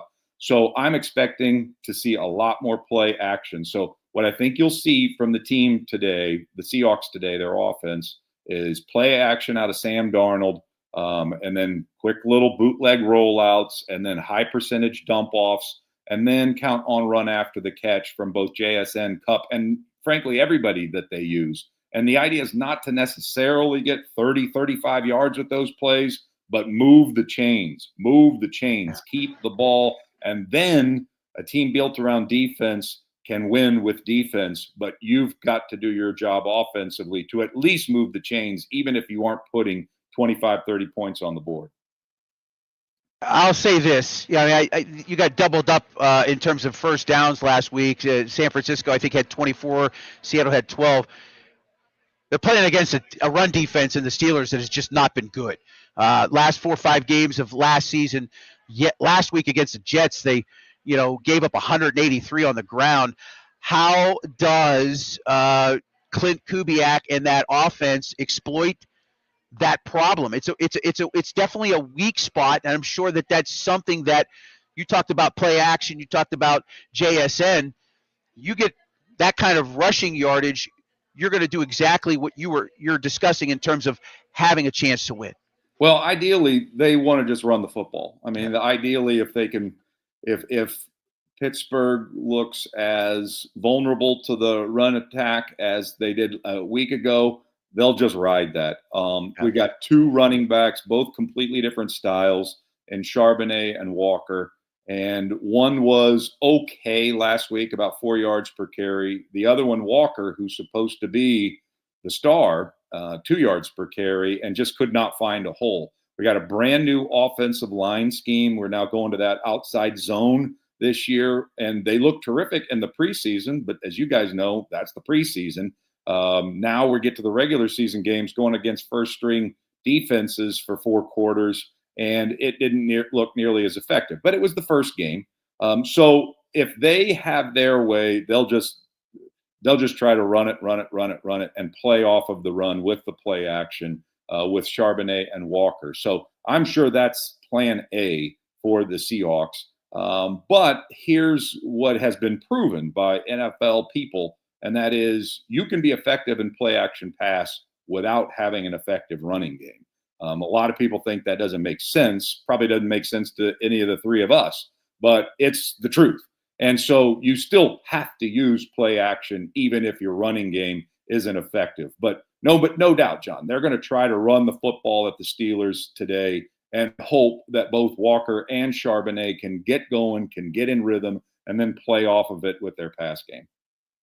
Quick prediction before I let you go, Chuck. What do you think happens today at Acrisure?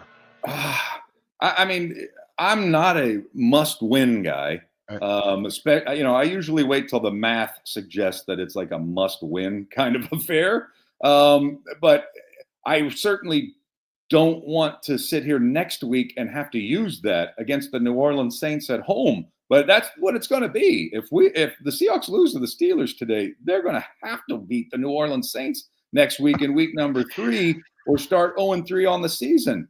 So I think there is a little bit of, oh man, you let one get away last week. You might have to now steal one in Pittsburgh that I didn't think you were going to win before the season started. I think it's going to be dangerously close all game long. And I can't change it just because they lost last week. I think they're going to lose in a really close one, 2-point kind of game. And I think maybe the Steelers get us here today like 23-21. Calling my wife to call my banker to put everything on the Seahawks then at +3.5. I'll tell her you said so. I'm sorry it took 30 years for you and I to get together to talk sports. It was so good to see you last month in Las Vegas, as it was to see everybody from Sports Fan Radio in the reunion. I said this in the pregame, most talented guy I've ever come across in radio. You're such a good human being. I can't thank you enough for doing this show, Chuck, and continued success in Seattle at KJR. Thanks for doing this for me. It really means a great deal. Johnny, I love you. I miss you, and I'm glad we reconnected. And so let's just keep doing this. Let's just keep saying hi to one another. All right. Fair enough, Chuck. Thank you so much, buddy. I appreciate it. All right. Chuck Powell, morning show host, KJR 93.3 FM on your iHeartRadio app. You can catch him on X at Chuck Powell 6. Where'd that number come from, Chuck? I don't even know how'd that happen? Where'd that number? Oh, that's your email address, I think. It's Chuck Powell KJR on X. Thanks, Chuck. I appreciate it, buddy. Thanks, man. All right, see ya. Chuck Powell, morning show host on our Behind Enemy Lines segment. Look at that smile. He's such a good guy. I tortured that young man at 24 living with me in Las Vegas in this 2-bedroom apartment on the east side of Vegas. Just nutty. And it was good to see him and a whole bunch of other people I hadn't seen in 30 years last month in Las Vegas. It was a quick in and out trip, but it was fantastic. And I won money. I was only supposed to be in Vegas for 41 hours.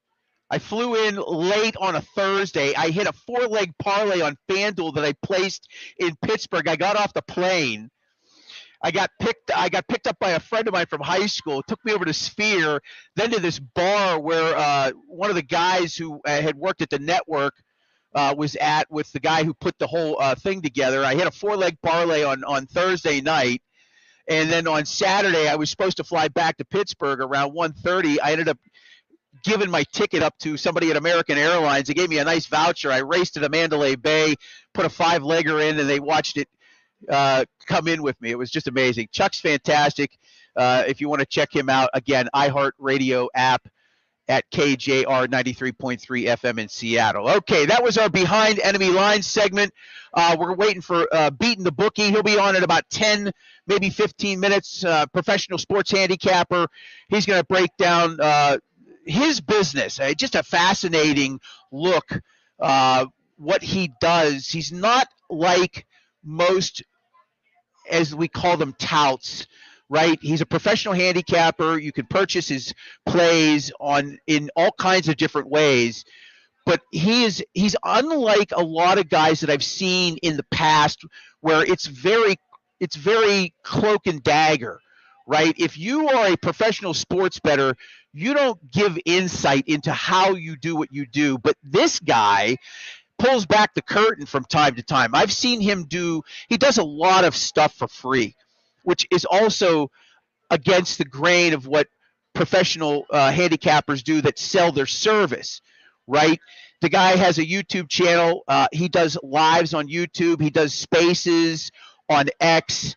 I know he's on Instagram and does things there, but he's unlike most handicappers out there today, professional handicappers that provide a service for people that, want their plays. And I've just never seen anybody as consistent and as open and honest about what he does to a degree. He does not, give away all the secret sauce, but it's unique that he allows people to see some of the things that he does that go into what he is doing professionally for a living. He's always been an interesting person to me, and the fact that he's going to join us this week and, as time allows him through the course of the season to platform him, he's really doing us a favor. He's got over 45,000 followers on X.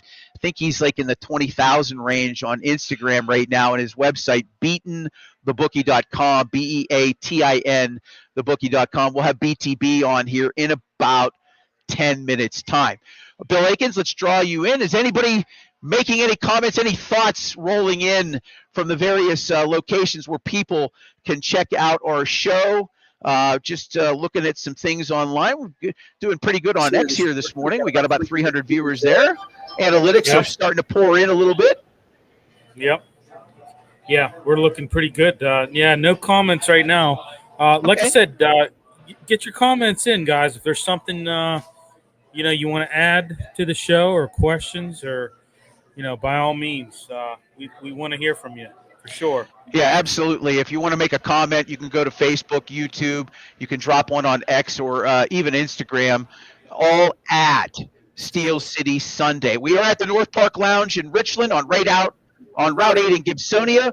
The Hilltop Event Center, our home for every broadcast, both pregame and postgame. By the way, Chuck Powell brought to us by Arch Masonry and Restoration. They are hiring here in Pittsburgh.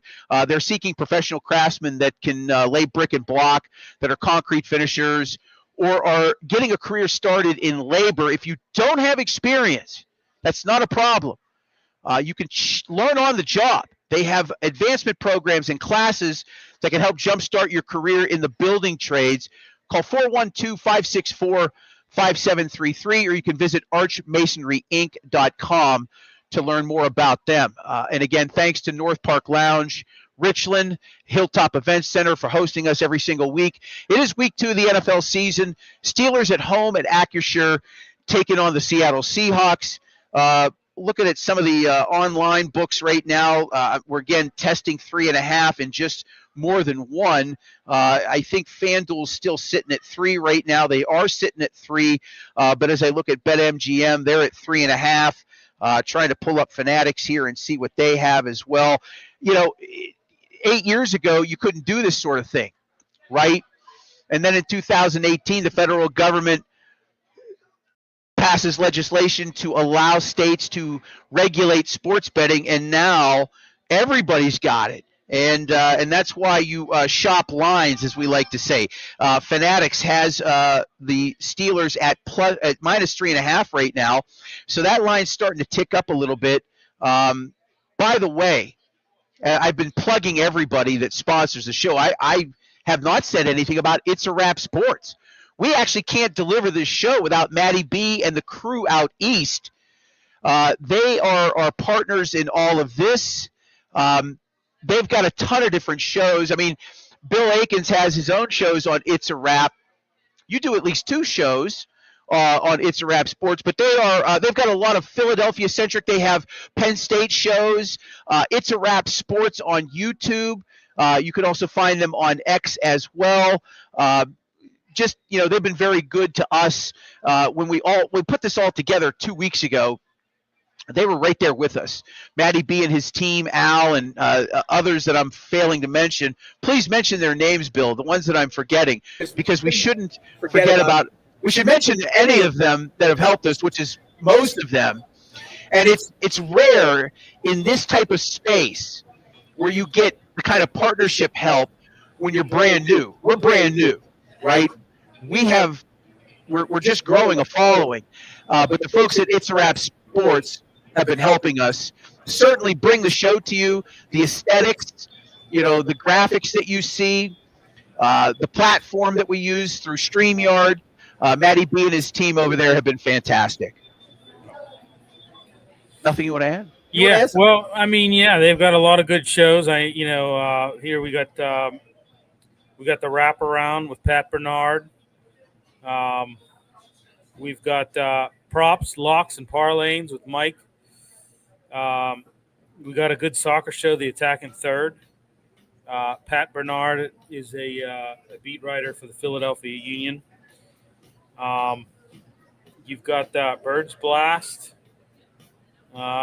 You've got Happy Valley Huddle, which is good stuff. You got the Final Word with Matty B.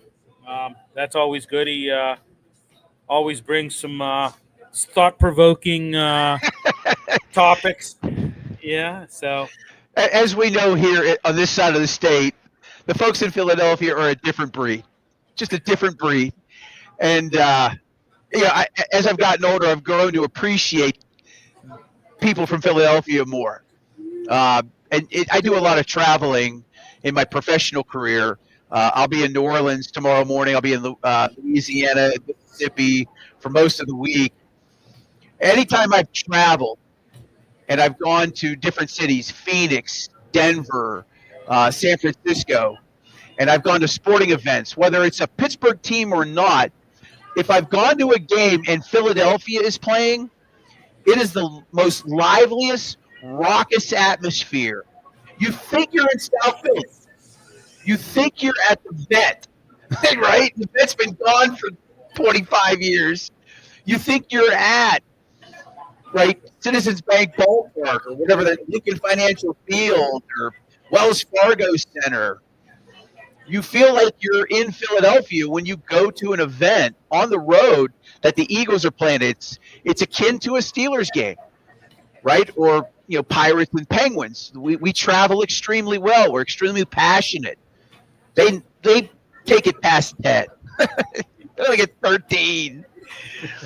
Yeah, I mean, hey, they've been known to throw snowballs at Santa Claus. So yeah, they're passionate. They're very. They are. Yep. Yeah, and that trip in June for the soccer game that I covered for the Tribune Review was enjoyable. The crowds are a little different on the soccer side of things, but just going into South Philly the next morning and just hearing people talk and how they are, their dialect, how they speak to one another, I appreciate it. I really do, and we appreciate the folks at It's a Wrap Sports. We'll be waiting for BTB, beating the bookie. He's going to be hopping on board here in a few minutes. Steelers and Seahawks. So, again, line is now moving to 3.5. and it's only 11:41. We'll see if there's any buyback on that, and where things might end close to game time. Just looking at some of the lines today in some of the contests that I was checking out, I really like the Bears today at plus 6.5. New England is a 2.5-point underdog on the road against arguably the worst team in the NFL, the Miami Dolphins. I don't know if the right team is favored in that one. We're going to get all of these thoughts from BTB in a few minutes. He's the one you really want to listen to. I'm just a mush, and you want to fade basically anything that I say. Giants and Cowboys is an interesting matchup. Both those teams come in 0-1. Dallas at home today, minus 4.5. They are favored against the Giants. They're going to start Russell Wilson. Are the Giants. They decided that early in the week, this week, after a not-so-great performance in week 1 at home. San Francisco looking to go 2-0. They're on the road, only laying 3 to a New Orleans Saints team that has a lot of questions on the offensive side of the football, and a game that a lot of us will be paying attention to. We'll probably talk more about the AFC North games today in the 12 o'clock hour. Browns at Ravens. And that'll be something that we will discuss. All right, joining us in our Consigs Picks segment, we named this after Dave Sharapan, who's a native of Pittsburgh, lives in Las Vegas. He worked in the book side of things for many years in the early 2000s in the islands.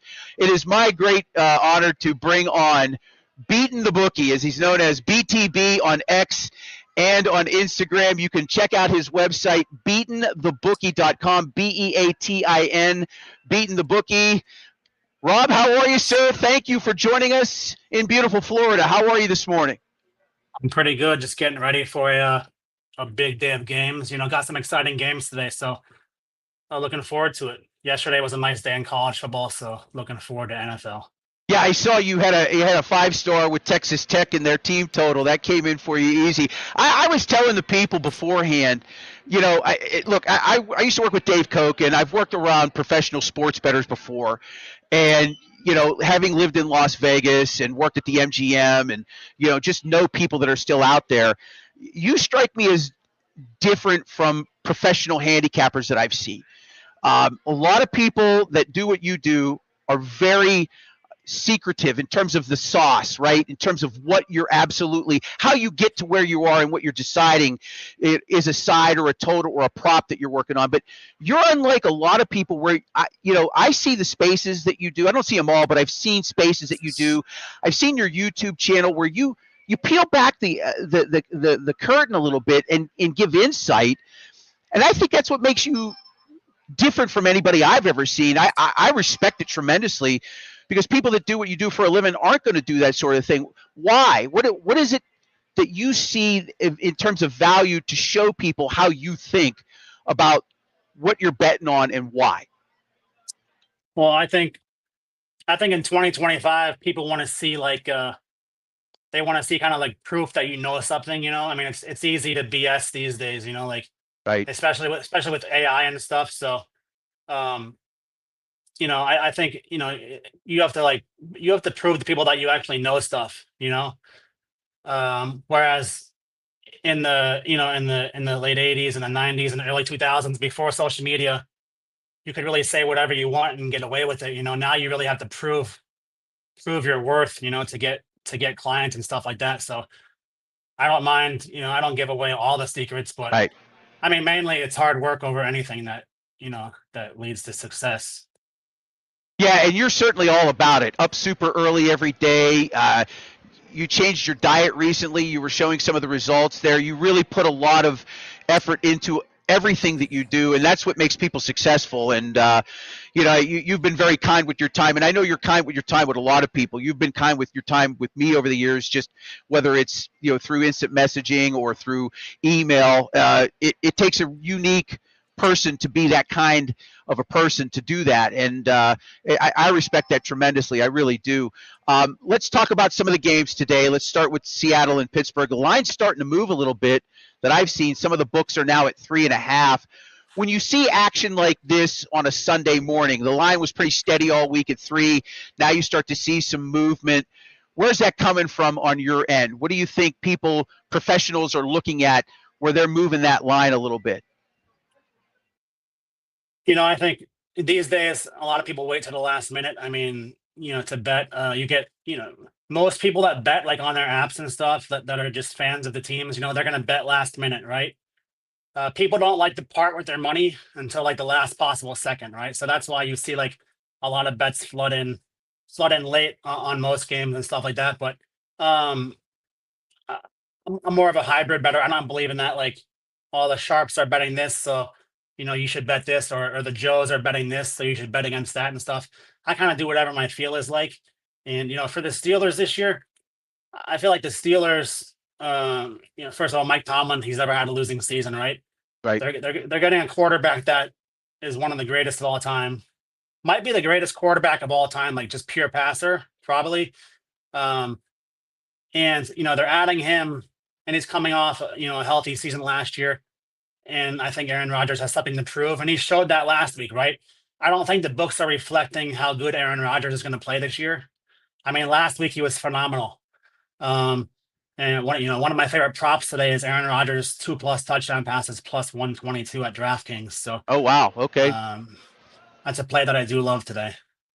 Excellent. We're talking to professional sports handicapper Beaten the Bookie. You can find him on X. You can find him on Instagram at Beaten the Bookie, BEATIN, and beatenthebookie.com. You can check out his services on his website. Again, not just a football guy, and your fan base is coming in. Bo Sox fan, FL, BTB is the absolute GOAT. Many thanks for the how I found you was in 2014. You were throwing out these crazy soccer lottos, and you hit them. And this week you were doing it again. You're not just a one-trick pony. You literally cover all sports. Tennis. You've got golf. It's baseball. You swept the board last night in baseball, from what I saw. You've had an amazing run. How do you stay on top of all these sports? And the attrition part of it, yes? I mean, that's all I do all day for like a decade. It's all I do. I'm home all day pretty much. If I'm not at the gym or I'm not picking my daughter up at school, I'm at home watching sports or looking at numbers, and doing every sport. And you really have to give out a lot of like pro handicappers. They don't give out any free plays. Right. But I enjoy doing that because that's how you get new clients. You have to prove to people that you can win before they're going to sign up with you. And I have fun doing that. I mean, when you're betting a parlay and there's thousands of people following you online, it makes it a lot better when you win. So I don't mind it. It's a lot of pressure, but I mean, there's nothing more that I would rather do in the world than this. So I love it. Yeah, and you didn't get into this obviously early on in your life. You were in a professional field. I think it was finance of some kind. What made you transition into this? Why was it just getting away from the rat race of a professional career and doing something that you were passionate about? Was that what drove you? No, I mean, I always bet. So I always bet. I just didn't give out my picks before social media. So once I joined social media, I just started doing it for free, and then it just blew up. And fortunately, I only had like I guess you could say a real job for an investment company for like 1 year after I graduated college before I started doing this full time. So I'm fortunate there, but it's a fun job, and I just got into it by chance, right? I love doing it, and it kind of just fell into my lap. So it's something I love, and I'll hopefully never stop doing it. So. Now, you live in Florida. It's a closed market down there with one book, and that's Hard Rock. And so just a little perspective on this gentleman here. Last year in the AFC NFC Championship weekend, he gave out a prop bet of a rushing touchdown in every quarter of the NFC title game and the AFC title game. It was 538-1, I believe it was, and it hit. And you had a relationship with Hard Rock Bet, but that kind of fell apart. Amazing that and again, this just kind of goes back to me and talking about why I think you're so different and unique. You're able to look and see value, and then you share that, and then it explodes. It was maybe the single greatest prop bet I've ever seen anybody ever give to date anywhere. And just hats off to you and your ability with your keen eye and your sense of, looking at what the books are offering and saying, hey, there's an advantage here. I don't know if that falls under plus EV. I think it does, positive expected value, which is a term that if they don't know it, if they're just betting on their apps and they don't know what that means, or, CLV, these things are real and they're important for people that are going to do this to try and make money. Yeah, I mean, that was one of the greatest bets I've ever hit for sure. And it definitely cost me like my relationship with them. I think I can't bet at Hard Rock anymore, but like in 2025, just because I can't bet at Hard Rock, there's a million other books online that I can bet with. So it's all right. So you have other relationships with Bovada and some of the offshore books as well. You want to tell people about that if they want to take advantage of that? Yeah, I mean, I use Bet Online, Bovada. When I'm up north, like I was in Pennsylvania last week, so I use DraftKings and FanDuel. So pretty much anywhere you can bet from anywhere. The state, it doesn't really matter these days.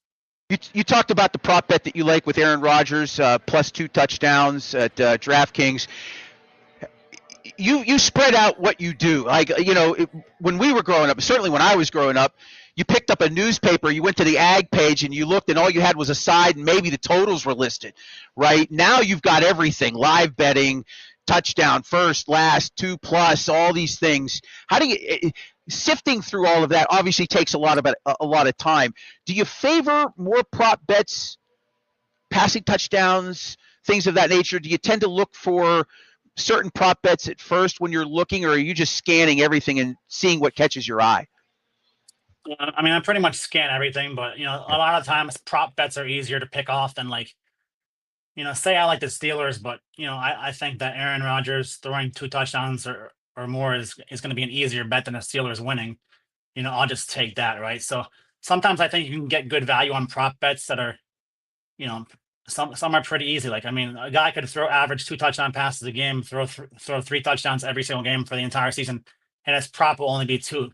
So there's a lot of value out there because you have to remember for every NFL game, there's probably 300-400 bets, right? Right. So you can definitely sift through those because not every single line is going to be completely accurate because the books just don't have time to make every line accurate. So you're going to find some value in some lines, and most lines you won't, but there'll be a few that you just spot right away that you see it and you know what you're looking for. So it's just impossible for them to put out efficient lines in every single thing they have. So it's fun to just pick off some of those, and props are usually the easiest to pick off because it's a smaller market. Sides and totals, those lines are going to be the sharpest because that's what most people are betting, and that's what the books are spending most of their time doing. One more question before I let you go. We're talking to Beaten the Bookie. You can find him on X. You can find him on Instagram at Beaten the Bookie, Beatin the Bookie. BTB, as he's affectionately known. He's also got a website, beatenthebookie.com. Any particular game today that you're excited about? Is there a particular side or total that you think people might be able to take advantage of? I'm excited about the Ravens game today because I saw a lot of the Browns players, they talk trash about Derrick Henry's not hard to tackle this week.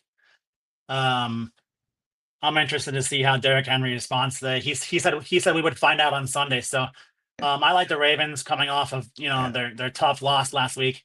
I think they blast the Browns into oblivion. So I love the Ravens today. I like Derrick Henry to score a touchdown. I like Derrick Henry over 110 receiving and rushing yards.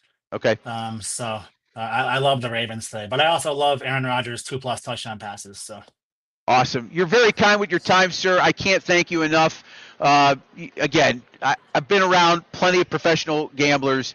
You're just a different breed, and you are. I think you're just a solid human being. In a world where I think that's lacking at times, you have empathy, and you're just genuine, and I appreciate you coming on board. Hopefully, at some point in time, as your schedule permits, we can bring you back on. I really thank you for coming on. Thanks for having me. Anytime you want, I'll be on. Awesome. BTB, Beaten the Bookie, beatenthebookie.com, and on X and Insta, BEATIN, the Bookie. Go check out BTB and his website. Guy does it all. He's not just a football guy. It's uncanny how sharp he is at all sports. All right. Thanks, Rob. I appreciate you, buddy. Have a good Sunday. Enjoy the football. You too. Go Steelers. All right, thanks, BTV, super guy. I tell you what, I'm telling you right now, as God is my witness, I first started gambling at the age of 14. I got my first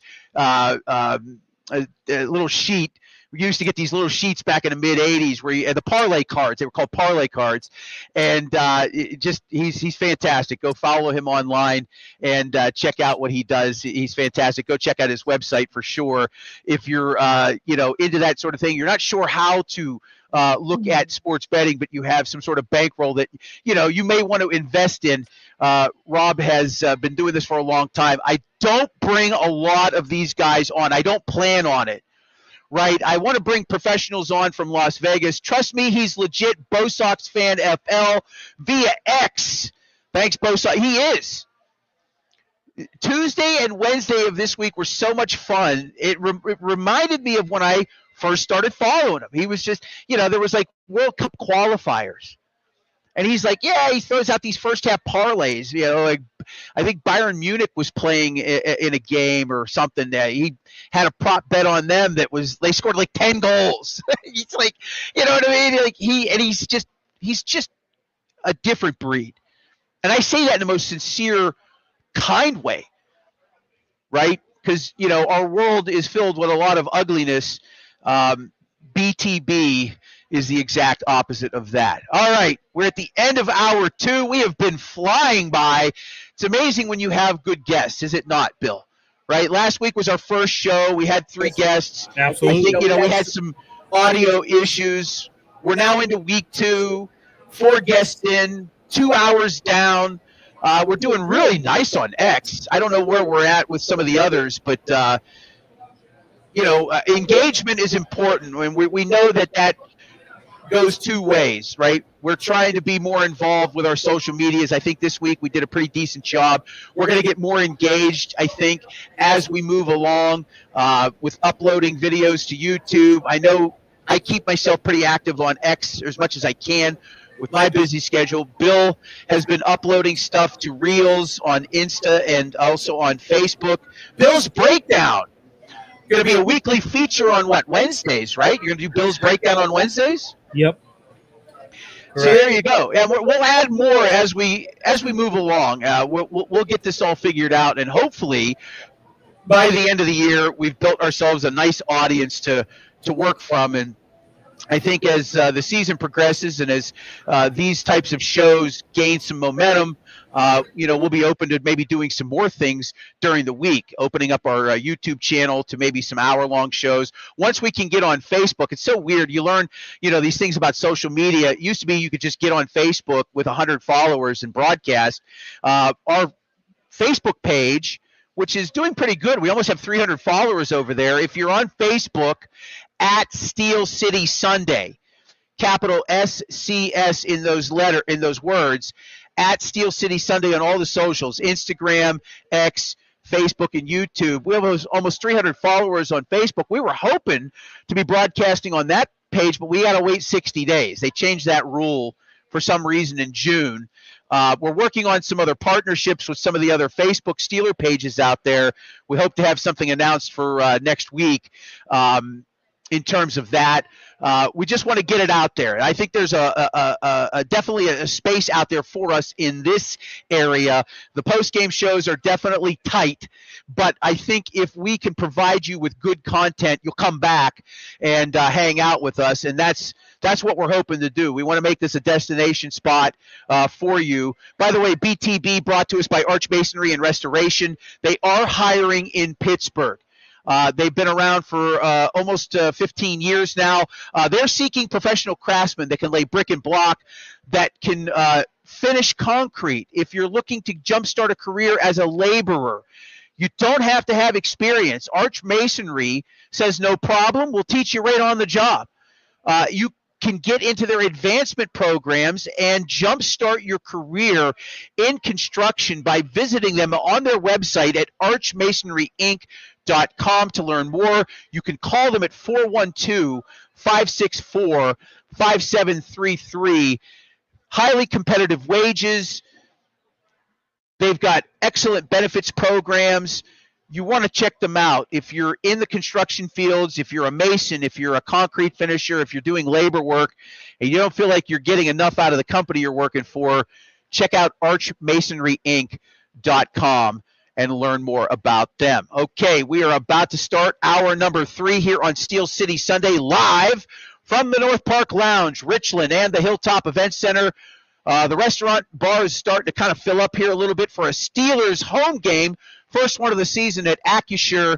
Steelers will be taking on the Seattle Seahawks. Alongside Bill Akins, I'm John Phillips. Bill, good afternoon. Nice shirt, by the way. Yeah. I had something else I was going to wear, but because and I'm going to say this quietly because we're here in Richland, I work for North Allegheny Athletic Department. And as you know, James Harrison's son goes at North Allegheny. Yeah. And I loved Harrison. I mean, everybody loved Ben Roethlisberger, but Debo was definitely my favorite on the defensive side of the football. Long before the 100-yard interception return for a touchdown in Super Bowl 43, which is actually what this jersey's come from. But I like the throwback TJ Watt you have on. Where'd you get that at? I got it from Rally House, actually. Okay. Yeah. Plug for Rally House. Yeah. There you go. Yeah. I favor Yinzers in the Bird. That's just my jam. I know there's a lot of people that like them. Shout out to Yinzers in the Bird. Mickey Delaney says, good morning from Tacoma, Washington. Tacoma, Washington sounding off. Thank you, Chuck Powell. Hopefully you listened to Chuck on KJR Sports Radio. Thank you for that. I think that came in via X, did it not? Excellent. Yeah. So you can go onto our X feed. Actually, it was YouTube. It was YouTube. Okay. From YouTube. So we're starting to get a little traction there as well. I'm excited about this whole new venture. I should have listened to Andrew Filipponi 12 years ago and started doing this then, but that's okay. It's better late than never. Let's get into DK Metcalf. I didn't get a chance to talk to Chuck about this. He was gracious enough with his time, almost 20 minutes with us. DK Metcalf never had a 1,000-yard season while he was in Seattle, if you can believe that. Hit 900 yards, I think, on 3 seasons. I think the most touchdown receptions he had was 8. It's crazy to think that a 41-year-old quarterback, if given the opportunity, and a tough matchup last week for DK, he only had 4 catches. He's going to find opportunity in games where the number one that the team he's facing isn't going to be as good as some of these other guys. And certainly there's going to be opportunity today as Seattle has injuries, some key injuries in their secondary that we talked a little bit about earlier in the pregame show. They're missing Devin Witherspoon. Yeah, they're missing a couple of guys, Witherspoon being the key one. Maybe this is an opportunity for DK Metcalf to really signify why the Steelers got him and why Aaron Rodgers is going to be able to exploit him as a number 1 wide receiver. Yeah, I mean, this is what you want. I think you got to exploit this. Like I said, Devin Witherspoon's out. You've got to exploit that weakness and vulnerability.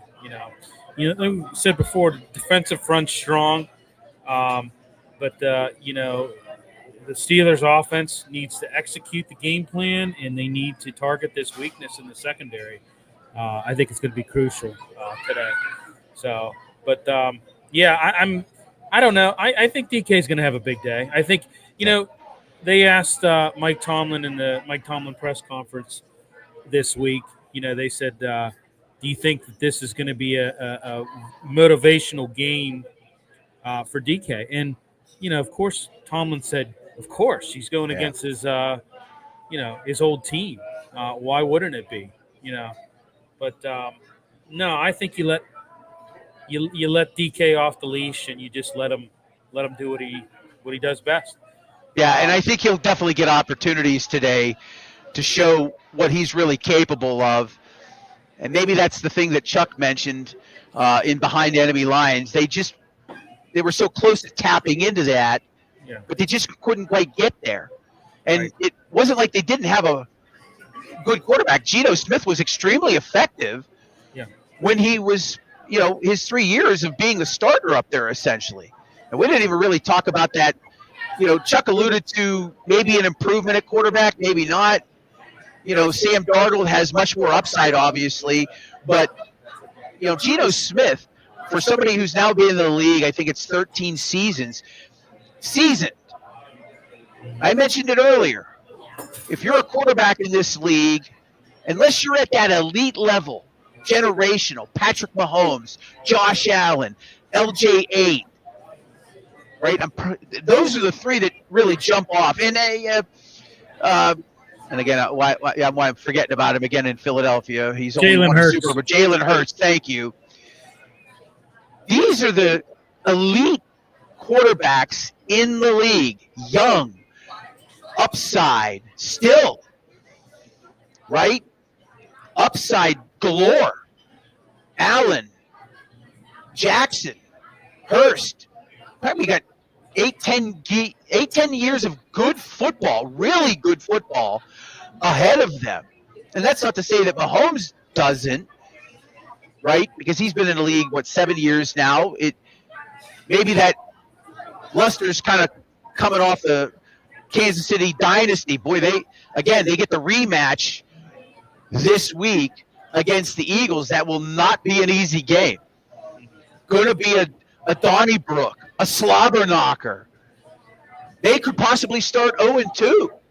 Could you imagine that? I can't imagine that. I tell you what, I mean, I watched the condensed game against the Chargers down in Brazil. Man, they just could not get it going. Mahomes was running for his life most of the game. I mean, and how about that,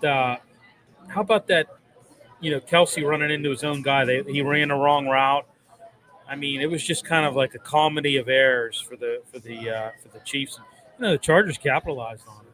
So, yeah, they certainly did. Yeah, they certainly did. And that field, we were talking about the field condition in that game a little bit, was not great. They had to both play on it, but yeah, I think it was a little bit better this year than when it was last year. I remember when they played. The Packers and the Eagles played. I mean, it was terrible. It's a soccer stadium down there. They were saying that I think that they had re-turfed it or something like that in the off season, and it kind of, it was better than what it was last year. Because I remember watching that game, with the Packers and Eagles, and I mean, guys were just slipping and sliding all. It was like they were on ice, So. That's Bill Akins. I'm John Phillips. We're at the North Park Lounge, Richland, and the Hilltop Event Center, live on Steel City Sunday. Steelers and Seahawks, about 55 minutes away from kickoff. About 55 minutes away from Acrisure. Should be a lively venue, as it always is. As Paul mentioned, people getting tuned up. Fans will probably be in better shape for the game than maybe the players. Who knows? Those days are long gone. But when was the last time you were at a Steelers game at home, by the way? What do you think it was for you? Jeez. Trying to think. It's been a few years. I think the last one was oh God, I don't even remember. I think I saw Steelers and Browns a few years back. So it's been a while. Because I lived in Wisconsin for a few years. In my last few years in the military, so it was hard to make that travel down to, But you used to go to games, 2 or 3 games a year, but when you move around the country, sometimes that's a little difficult to do. But I'm back, so no excuse now. Well, I guess there is an excuse now because we do this show every Sunday. But yeah, So the last Steelers game I was at, and this is no lie, was 2006. Wow. It was against Cincinnati. Jeez. And I left early. Do you know why? Of course you don't know why. Roger Waters was playing a show out at Star Lake. Oh. So I stayed till about the third quarter, and I think it was a Dark Side of the Moon. Oh. 30th anniversary show, Yeah. and I went and saw that. You don't want to be going. You don't want to be epileptic and going to see something like that. That's. I was sober.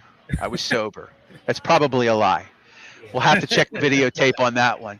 Last actually Steeler game I was at was in Cincinnati in 2010 for the Fan. It was a Monday night game, actually. It was the last time I've actually been to an NFL game. I don't think I've been to an NFL game since then. I'm almost positive of that. It was 2015 or 2016. I was in St. Louis, and I went and saw the Steelers. It was the last year of the Rams. It was Steelers and Rams. That was the game where they caught the end zone. The pyrotechnics caught the end zone on fire, and they had like a 20-minute delay. I don't remember that. They were shooting pyrotechnics, and they caught the end zone on fire, and they had to bring what out year was that? That was I want to say it was 20. I think it was 2015. I'm pretty sure. I'm actually wrong. I was at that slog fest against the Dolphins in 2008, I believe it was. I was in Dayton, Ohio. I raced back. They had that rainstorm. Yeah. It was the last Steelers home game I was at. Okay. I'm pretty sure it was 2008. Wow. Remember the punt came down and stuck right in the mud? Yeah. That's the last Steelers home game I went to. All right, we're at the North Park Lounge in Richland, the Hilltop Event Center. We are doing Steel City Sunday, Steelers and Seattle Seahawks. We hope you can make us a part of your weekly routine. It's really good that you can join us. We're enjoying the feedback that you're giving us. X is providing us a nice platform. So is YouTube. Facebook, I think we're on Facebook today, are we not? We're on our Facebook page? We are. Okay, there you go. So hopefully if you're watching this, you're enjoying it. You can leave comments. Don't forget to leave us comments. They pop up on our screen. We can see them. We can react to them in real time, which is really nice. And It's a Wrap Sports has a lot to do with that. You know, we've got multiple partners here. Certainly North Park Lounge, Mark Baranowski and his restaurant group. We can't do this without them. Arch Masonry and Restoration. We can't do this without them. It's a Wrap Sports. We cannot do this without them. They're a good group of guys out east. They've got multiple shows. Let's give them some look-see at what you can find. The Wrap Around with Pat Bernard. That's on Fridays at 10:30 p.m. He's a professional writer, covers the Philadelphia Union, covers Villanova athletics, and some other sports. That's on It's a Wrap Sports. You can find them on Facebook, X, and YouTube at It's a Wrap Sports. They've got a Penn State show if you're a Nittany Lions fan. Happy Valley Huddle with Mike Loro. Look at that guy. You think he doesn't know a lot about Penn State sports? Yeah, he fits the description for sure. Fits the description of State College smart. Yeah. That's what I always call them. They're State College smart out there. Happy Valley Huddle for you Penn State fans. A bunch of others. They've got a Eagles postgame show. They do all kinds. There's the Birds Blast with Kyle Quinn. That's Thursdays at 7 o'clock. They talk Eagles. They talk Phillies. They've got all kinds of shows covering all the sports out there. It's a Wrap Sports. And Maddie B is at the tip of the spear. The final word with Maddie B, Sunday through Thursday at 10 o'clock Eastern Time. It's a Wrap Sports, our partners here in this endeavor. Okay. And look at that guy. He's got the hair slicked back, got the Terminator 2 shades on. Look at that. Got the Kelly Green Eagles shirt. Oh, man. Nothing screams Philadelphian like that look right there, does it not? Amen. No, nothing. We'll never go to another game in Philadelphia, I swear. Been to enough. And I've been to a few where I wasn't even watching a Pittsburgh team play, and they just make you know. They make you feel welcome. Yeah. Travel at your own risk. Yeah. It's just uncanny. But anyhow, we're happy that they are working with us. Go ahead. We got Mickey Delaney from Tacoma, Washington. He said good morning from Tacoma, Washington earlier, but he says the Hawks will win. Hey, Mickey, I don't know if you heard us earlier, but since 2018, the Seattle Seahawks have won 18 of 22 games in the 1 o'clock time zone in the Eastern time zone at 1 o'clock. They've won 18 of their last 22 games. That's hard to believe. I mean, I had to look it up, Yeah. and I totally looked it up, and it was totally accurate. Yeah. I mean, that's one of those stats. It's like, whew, okay. They went to Baltimore and won one of those games. Yeah. You know, so they do extremely well on the road and have done so traditionally. Mickey, you may be right. I certainly think the 3.5 is a good gamble. Me personally, we'll have some picks after we get Zig Fracassi on with us, our NFL insider here soon. Go ahead. Maybe they should move to London. Right. No, I'm just saying. It's not going to be far too long before there's a team out there. Yeah. There's going to. Yeah. I see a 4-team expansion to Europe in the next 10 years, maybe less. I mean, I'm all for it. I really am. I see a team in London. I see a team in Ireland. I can see a team easily in Germany. You know, maybe 2 of them, perhaps. 2013, I was in Wembley to see the Steelers play the Vikings, and you know, we spent the weekend in London, and we went to Dublin as well. But I was there about a day and a half before, the game, and I was, in my Steelers gear. I had my Ben Roethlisberger throwback Bumblebee, and I could not believe walking around London. We're touring Buckingham Palace, we're going all the places, going to Big Ben. I could not believe the London fans coming up to me and talking football. I mean, it was just amazing. Like they're passionate. They're definitely, and I can see why they want to push for a team. Yeah, it's inevitable. I just don't see how it's not going to happen any way, shape, or form. Even in Germany, I mean, they love. I mean, it's they love American football. They love American football in Ireland, where the Steelers are going to be at. The military bases over there have. We've had an influence over there for 80 plus years. That probably has helped. And I think NFL Europe back in the day helped as well because they got that taste of American football live over there, and it was actually guys that some of them went on to play in the NFL. So. But, all right, we're going to be joined by our NFL insider Zig Fracassi here in just about 10 minutes. Zig has been working for SiriusXM's NFL radio for over 20 years. Is he now? He's in. All right, Zig Fracassi coming on early. Let's see if Zig pops in here. Hey, Zig, how you doing, buddy? Hey, fellas, what's going on? I think we figured out the audio issues, Zig. Yeah, what? Oh, Now, if we just figure out the host problems, we'll be in great shape. No, you're doing a hell of a thing here, JP. It's already starting to catch on, my friend. I think so. Well, it helps. It helps. When friends are involved, and certainly you, Chuck. It was great to have Chuck on in the last hour. And when you get people that are involved and want to be involved. That is a big part of it, and we're all professionals here, and at least I try to be. And I was talking to somebody this week in the Pittsburgh media that that found out I was doing this, and he was like, "You have an NFL insider?" I said, "Yes, I do."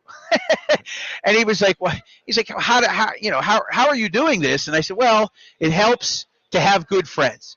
And we started talking a little bit about you, and he was impressed by your depth of knowledge. Yeah, I mean and I've known this for a long time.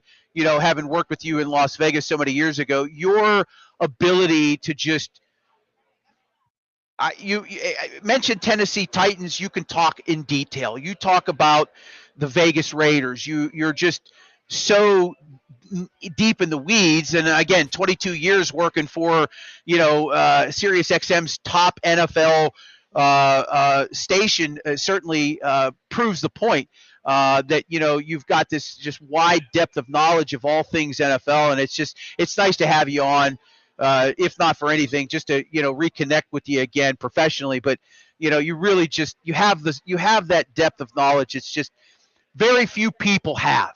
And that's why, yeah, absolutely. I mean, I think if we're trying to do this I hope that that's what separates us, especially in this space of pregame. I think we have opportunity here. Postgame, is a little bit more crowded. I think over time we'll get that figured out. But it's nice to have you on board. Let's start with the Steelers and Seahawks. Seattle put a lot of pressure on Brock Purdy. They knocked him out of that game last week. They ended up losing that lead in the fourth quarter, ended up losing the game. Now they face a Steelers offensive line. Their left tackle position, very much an issue. They only ran for 53 yards last week, did the Steelers. That's not good. No. How do you see this matchup? Is that the one that you're looking at maybe more than anything else? We could talk about some of the receiving defensive back matchups and things like that, but is it the offensive line of the Steelers versus the defensive line of Seattle that intrigues you more than anything else? Yeah, I would think so. Obviously, if you're in Seattle's case, obviously you want to try to establish the run on their part as much as possible. With Pittsburgh, yeah, you definitely want to try to create some balance, because it got to be in that game last week where, for his age, even though he was throwing dimes out there, and Aaron Rodgers, I'm not sure they wanted to have him throw as much as they did. So if you're the Steelers, you're definitely trying to establish the run. And then obviously, JP, you've got the backdrop of DK Metcalf wanting to put on a show against his former team, the Seattle Seahawks. You always wonder, other than maybe Pete Carroll when he was the coach in Seattle, and they seem to have success doing this, a team traveling west to east, I think, has more issues than an east to west scenario. So now if you're Seattle, you're playing in a, 10 o'clock basic body clock. So you wonder how tuned into the game that they'll actually be. Sam Darnold in his first start, JP, he was okay, but they paid him a ton of money to do so. So there's a lot of things to prove there. But obviously, whenever you talk about establishing a run game against the D line, that's definitely going to be one of the things I'll look for. It's so funny you mentioned that. I told Chuck this. I saw this on X earlier in the week, and I actually had to look it up. Mm-hmm. Since 2018, are you ready for this?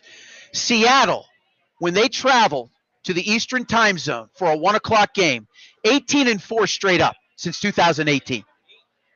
Is that not crazy? Well, again, that's Pete Carroll, man. Yeah. That's Pete Carroll. He knew how to, massage that the best way. I mean, I worked with Robert Turbin during the offseason, the former Seahawks back, and he always talked about the fact that they just seemed to be ready whenever they went to the East Coast. Of course, Pete now coaching the Las Vegas Raiders, so we'll see if Coach McDonald adapts a similar mantra or tries to implement his own ideal to that. But again, I think it's, other than Seattle, JP, they may be the anomaly to this team struggling to go west to east as opposed to east to west. Yeah, and you may be right. It may be more of have been a Pete Carroll thing than anything else. That's very possible. Zig Fracassi joining us here on Steel City Sunday, live from the North Park Lounge, Richland, and the Hilltop Event Center, right here on X, Facebook, YouTube. You can check us out at Steel City Sunday. You can find Zig on X at Zig Sports Voice. There you go. Go check out Zig on at Sirius XM NFL Radio as well. Devin Witherspoon out for Seattle. DK Metcalf presented opportunity here. Chuck and I talked about this one in his segment. They didn't really capture the full potential of him when he was in Seattle. He didn't have a 1,000-yard season. He had a good quarterback throwing the football to him. What do you think about today's matchup? Does it get exploited by DK Metcalf today? It entirely could, because I think the safety is also out for Seattle. And, both teams are actually banged up in the secondary. Porter Jr. is going to be out, and the safety, Elliott, I believe he's going to miss the game. That's why they ultimately signed Jabril Peppers to fill his spot. So this could be one of those aerial type games, JP. And there was, there was also at that time in Seattle, remember Tyler Lockett was out there, and this guy was a very, very good receiver. Now he's with the Tennessee Titans. They did draft within the last year or two the Ohio State receiver. They just seem to come out every year with some stud, Jackson Smith and Jigba. So So they tried to, kind of spread the wealth around there. And maybe DK didn't get, the total Jerry Rice treatment, if you will. He's going to catch 120 passes or whatever the case might be. So, yeah, there was also some times, too, that they were wondering if he was totally mature enough. I mean, he had the body, the physique, and everything like this. I'll still never forget the game against Arizona where I think he chased down, what was it, Buda Baker? I want to say. Right. You remember that?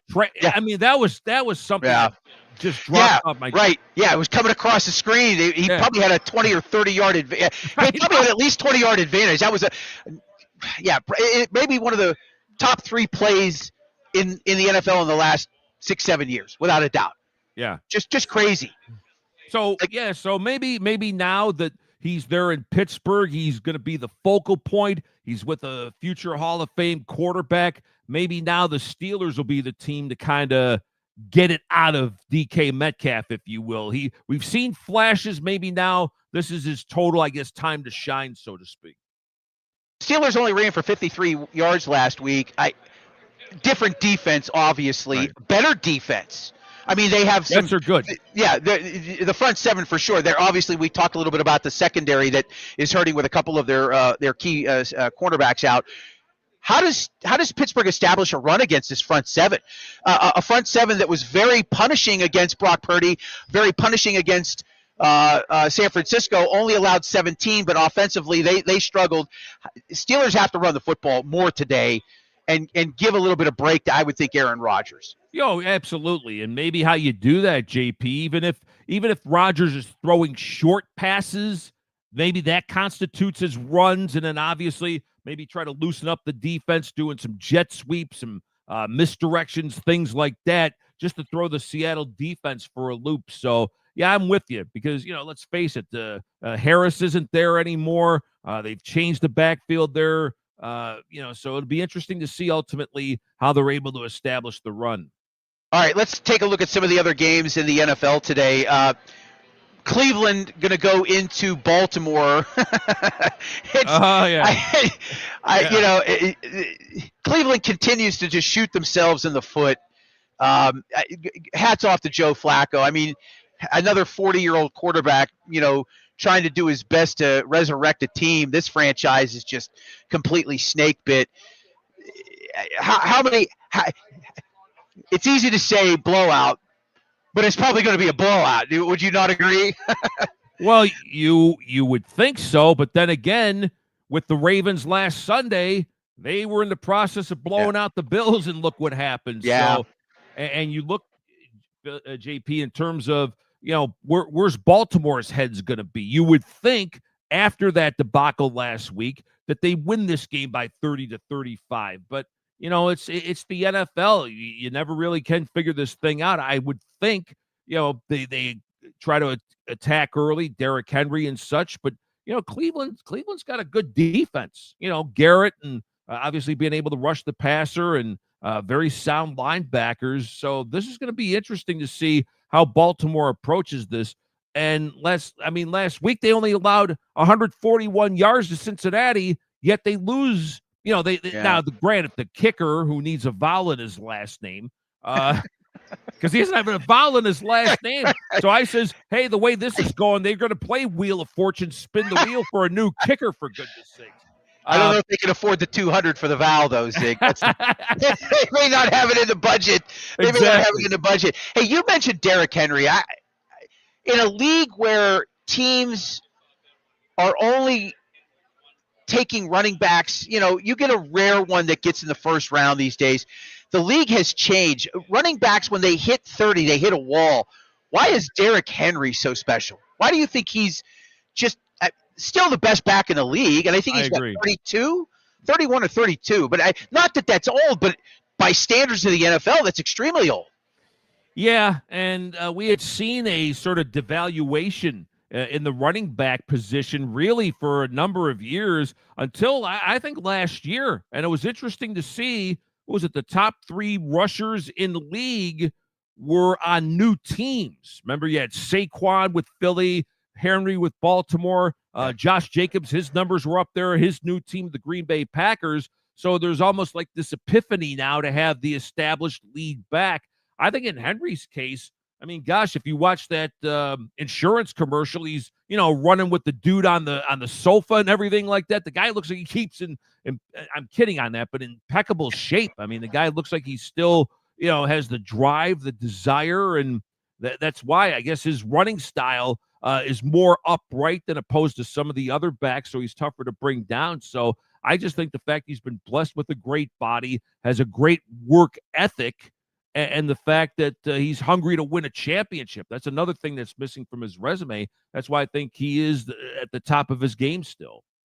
We're talking with Zig Fracassi of SiriusXM's NFL Radio here on Steel City Sunday, live from the North Park Lounge, Richland and the Hilltop Event Center.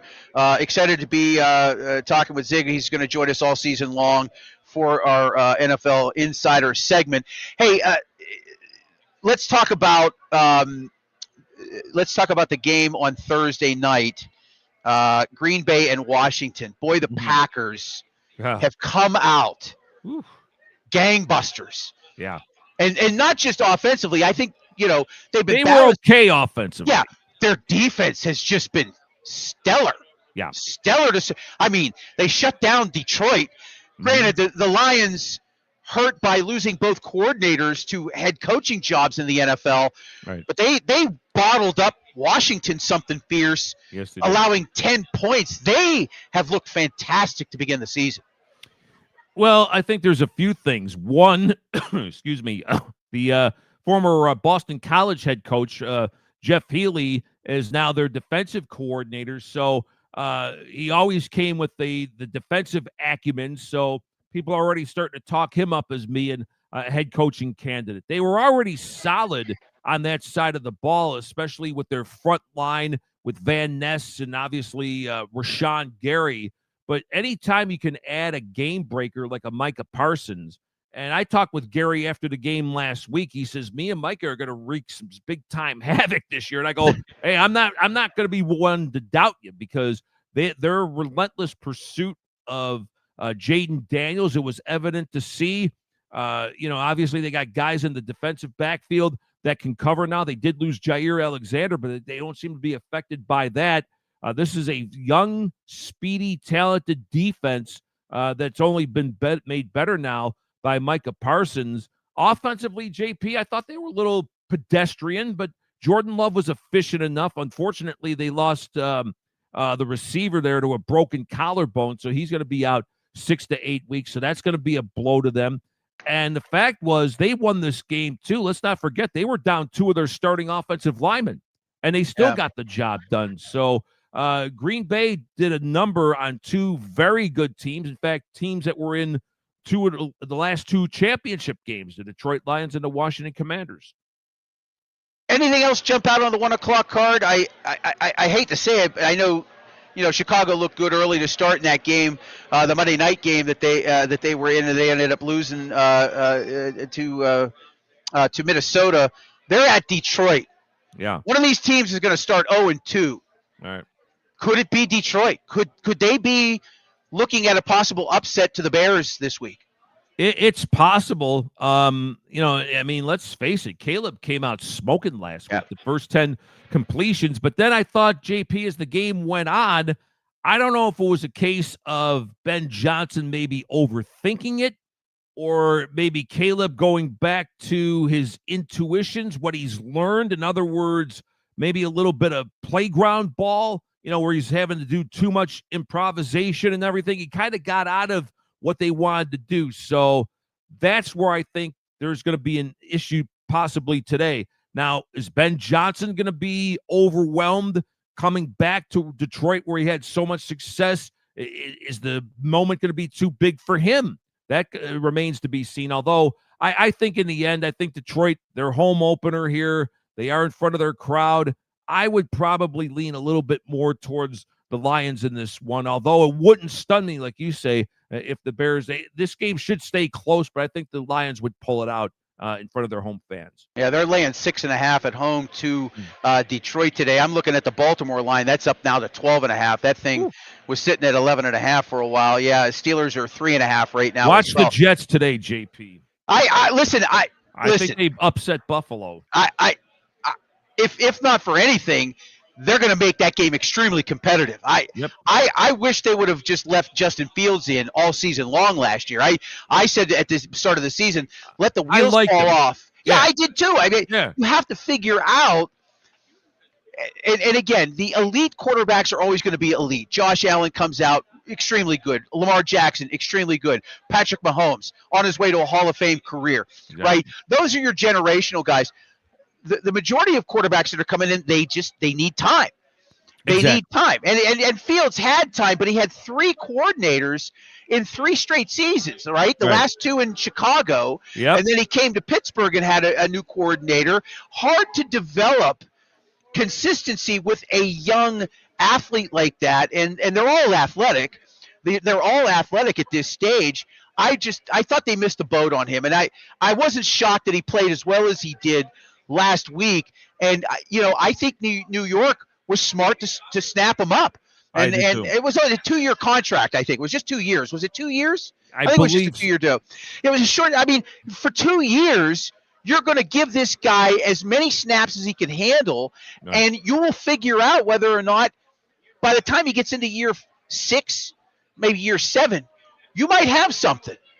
Yeah. You might have something. Exactly. And by the way, if you had a chance to see Tom Brady on, I think it was with Cowherd, talked about these quarterback ratings and everything like that. Well, how about do we rate the coaches? Do we rate the coordinators? Everybody says these quarterbacks are bust. Well, what about the guys that they work with? So if you ever get a chance to see that, Tom Brady, I listen to that dude talk football all day long. To this game, it's a road game. It's a shorter week for the Bills because they did play Sunday night. They always have a tough time playing at the Meadowlands, which is like 5 miles from where I'm at right now.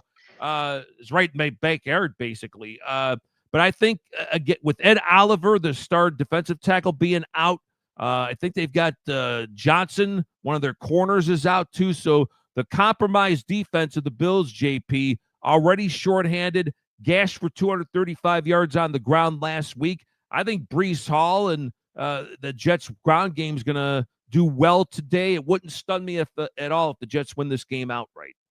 All right, Bill Akins wants to come in here and ask you a question. I'll have one more follow-up before we let you go. Go ahead, Bill. Hey, Zig. Hey, what's up, Bill?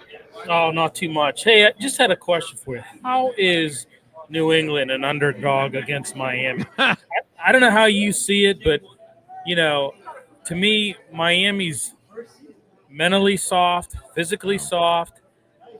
They got shredded against the Colts last week.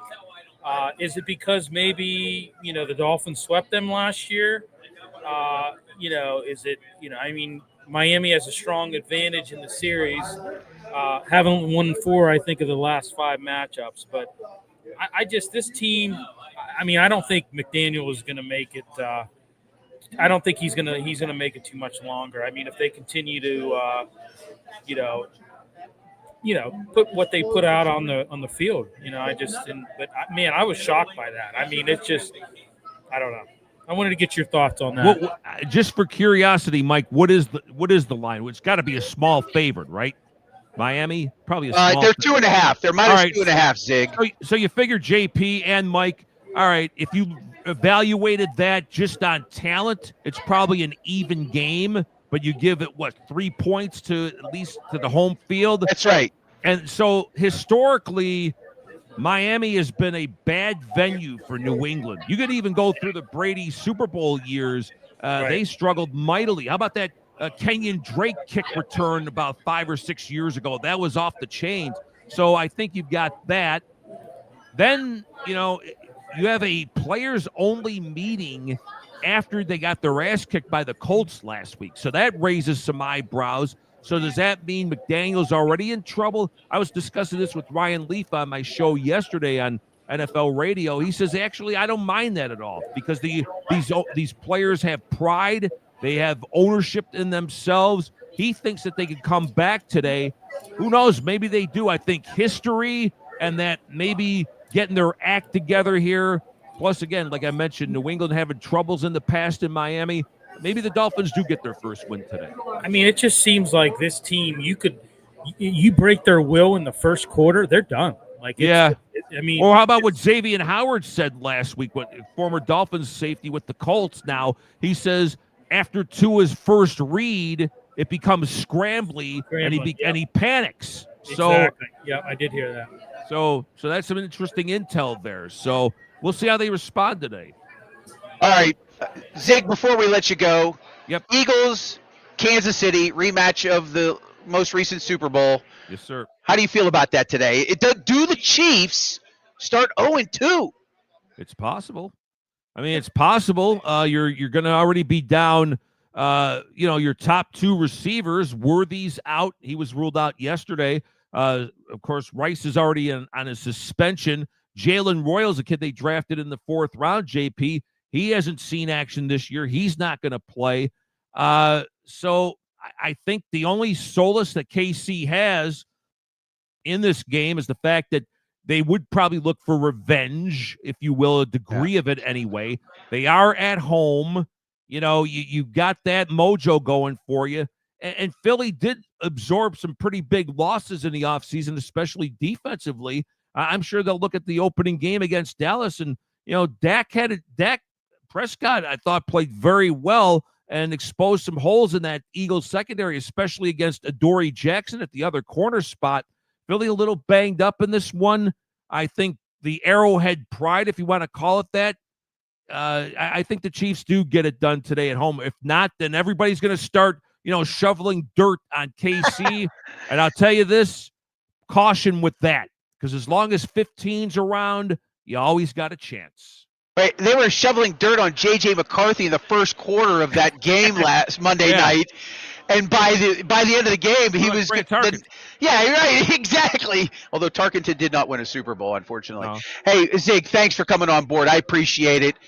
We love having you on every single week. Our NFL insider from Sirius XM's NFL Radio, Zig Fracassi. Go follow him on X at Zig Sports Voice. Zig, thank you, buddy. I appreciate it, man. Hey, anytime, JP. We'll be on after Sunday Night Football tonight on Channel 88 with Matt Sims after the Falcons and the Vikings. Look, awesome. All right, excellent. Thanks, Zig. All right, buddy. All right, Zig Fracassi of Sirius XM's NFL Radio coming on for his weekly segment as we look at the NFL. We're just a few minutes away from wrapping up the show. I want to get 5 plays in. The Super Contest has always been something special to me out in Las Vegas, the Westgate. It's the largest NFL handicapping contest. It's been played for, I think it's like 4 decades now. A lot of great names have gone through the Westgate and have won the Super Contest. You pick 5 games against the spread.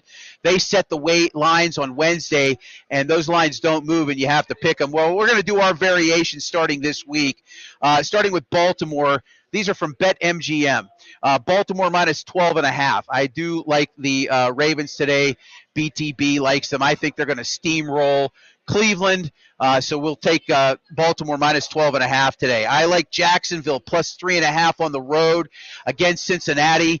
I think the Bengals are a good team, but I think Jacksonville is going to surprise a few people. They won last week. Not a very good team that they faced in Carolina, but they were able to get the victory despite poor weather and a delay in that game. Jacksonville plus 3.5 for me. I like Dallas minus 4.5 at home against the New York Giants. I don't think Russell Wilson's going to do much down there. Might be a slow start for both teams, but I think Dallas will prevail in that one. New England plus 2.5 at Miami. I don't even understand this. Maybe the books know something. Maybe the people in Las Vegas who build billion-dollar palaces know something. The Miami Dolphins are a bad football team, and I'm not saying that New England is the New England of 10 years ago. They're not, but to be an underdog at Miami, I'll take the 2.5. I'll take New England and the 2.5 in that contest. And the last one I'm going to give you is San Francisco minus 3 on the road at New Orleans. Used to live in fear of betting against home dogs in the NFL. I think New Orleans is a bad football team. I think you're catching a break on this number. Quite frankly, I think it should be 5. And I think San Francisco will pull away in the second half of this game and be victorious. So My fabulous 5 picks for Sunday: Baltimore minus 12.5, Jacksonville plus 3.5, Dallas minus 4.5, New England plus 2.5, and San Francisco minus 3. Bill, I know you're not a huge gambler, but is there anything on the board that you particularly like today? Any game that, besides the Steelers game, anything you're excited about? Well, I mean, I want to see what Cleveland and the Ravens do. I mean, I think that's going to be a good one. I shouldn't say good one. I don't know. We'll see what Flacco. I mean, see what he can do against Baltimore. I don't know. You know, here's the thing: Baltimore's defense. I don't know that it's, I don't know that it's cracked up. I mean, you look what they did against the Bills. I mean, right? Tell you, yeah. But I mean, when you look at it, Flacco. Think about this? 2 seasons ago, Flacco nearly made his return to Baltimore. Right. If the Browns would have beaten Houston, that would have put them against the Ravens at Baltimore. But it is a bit of a revenge game for him, I suppose, right? I don't think he has any animosity. No. For his time in Baltimore, he did win a Super Bowl, of course, right. He just was at the end of his career, or at least towards the end of his career in Baltimore, had an opportunity to draft somebody dynamic, and they did, and they've done well, all things considered. I mean, they haven't gotten to a Super Bowl yet, but again, Jackson's got probably 10 good years ahead of him, barring some catastrophic injury. And yeah, defensively, they were not good last week. They were terrible. Now, they were playing an exceptionally good football team that was highly motivated, and they collapsed. They had the lead, and they collapsed, and they've done that. That was a big story after the game and early in the week about how many collapses that they've suffered under, John Harbaugh. Yeah. So maybe Flacco has a resurrection or steals something from his past, right? Yeah. Summons some ghost from 15 years ago and is able to lead Baltimore. I don't see it happening. I think Baltimore is going to be very angry. I think they're going to run Derrick Henry at that defense all day long, and Jackson as well. And like BTB said, how about the Browns defense saying, "Oh, Derrick Henry's easy to tackle." I mean, if that's not poking a sleeping bear, I don't know what it is. Yeah. Yeah. FanDuel has him. FanDuel has him for 2 touchdowns at plus 230. I think there's value there. He's minus 210, I believe, when it comes to a rushing touchdown. There's no value in that unless you're betting dimes, and I'm not a dime better. So, I think there's value in his 2 touchdown rushing prop as I'm jumping on FanDuel right now to try and take a sneak peek at that. The touchdowns are here, the touchdown scoring props. They actually don't have 2 touchdowns on this. He was plus 230. I think it was on Fanatics. I think there's value there. I just think Henry's going to have a big day. I don't know how Cleveland really stops him on any kind of consistent basis. Cincinnati was not very good last week. This is a very different offense. They're at home. They're very upset about what happened to them last week. I think Derrick Henry 2 touchdowns. If you can get 230, plus 230, plus 240, I think there's definitely some value there. All right, we're going to wrap things up. Before we let you go, one last shout out to Arch Masonry and Restoration, one of our great sponsors here.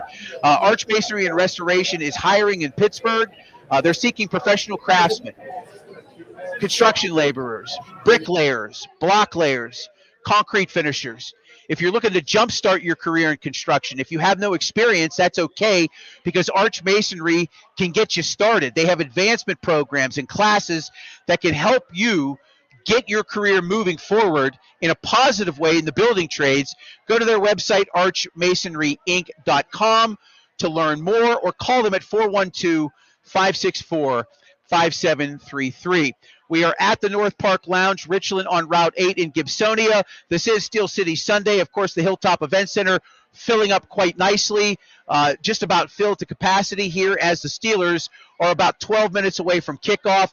We appreciate you joining us here on our pregame show. As soon as the game is over, Jump on board for postgame. We'll be here for at least 90 minutes. We're going to talk about the game itself. We'll break things down. We'll try to get some postgame sound from Mike Tomlin. Hopefully maybe hear from somebody. Who knows who will check in. But that's immediately following the Steelers game, back here live at the North Park Lounge. For Bill Akins, I'm John Phillips. Thanks for joining us here on YouTube, X, and Facebook. This has been Steel City Sunday from the North Park Lounge, Richland, and the Hilltop Event Center. We appreciate you joining us. Check back in as soon as the Steelers game is over. Steelers 30, Seahawks 20. You heard it here first, folks. We'll talk to you after the game is over.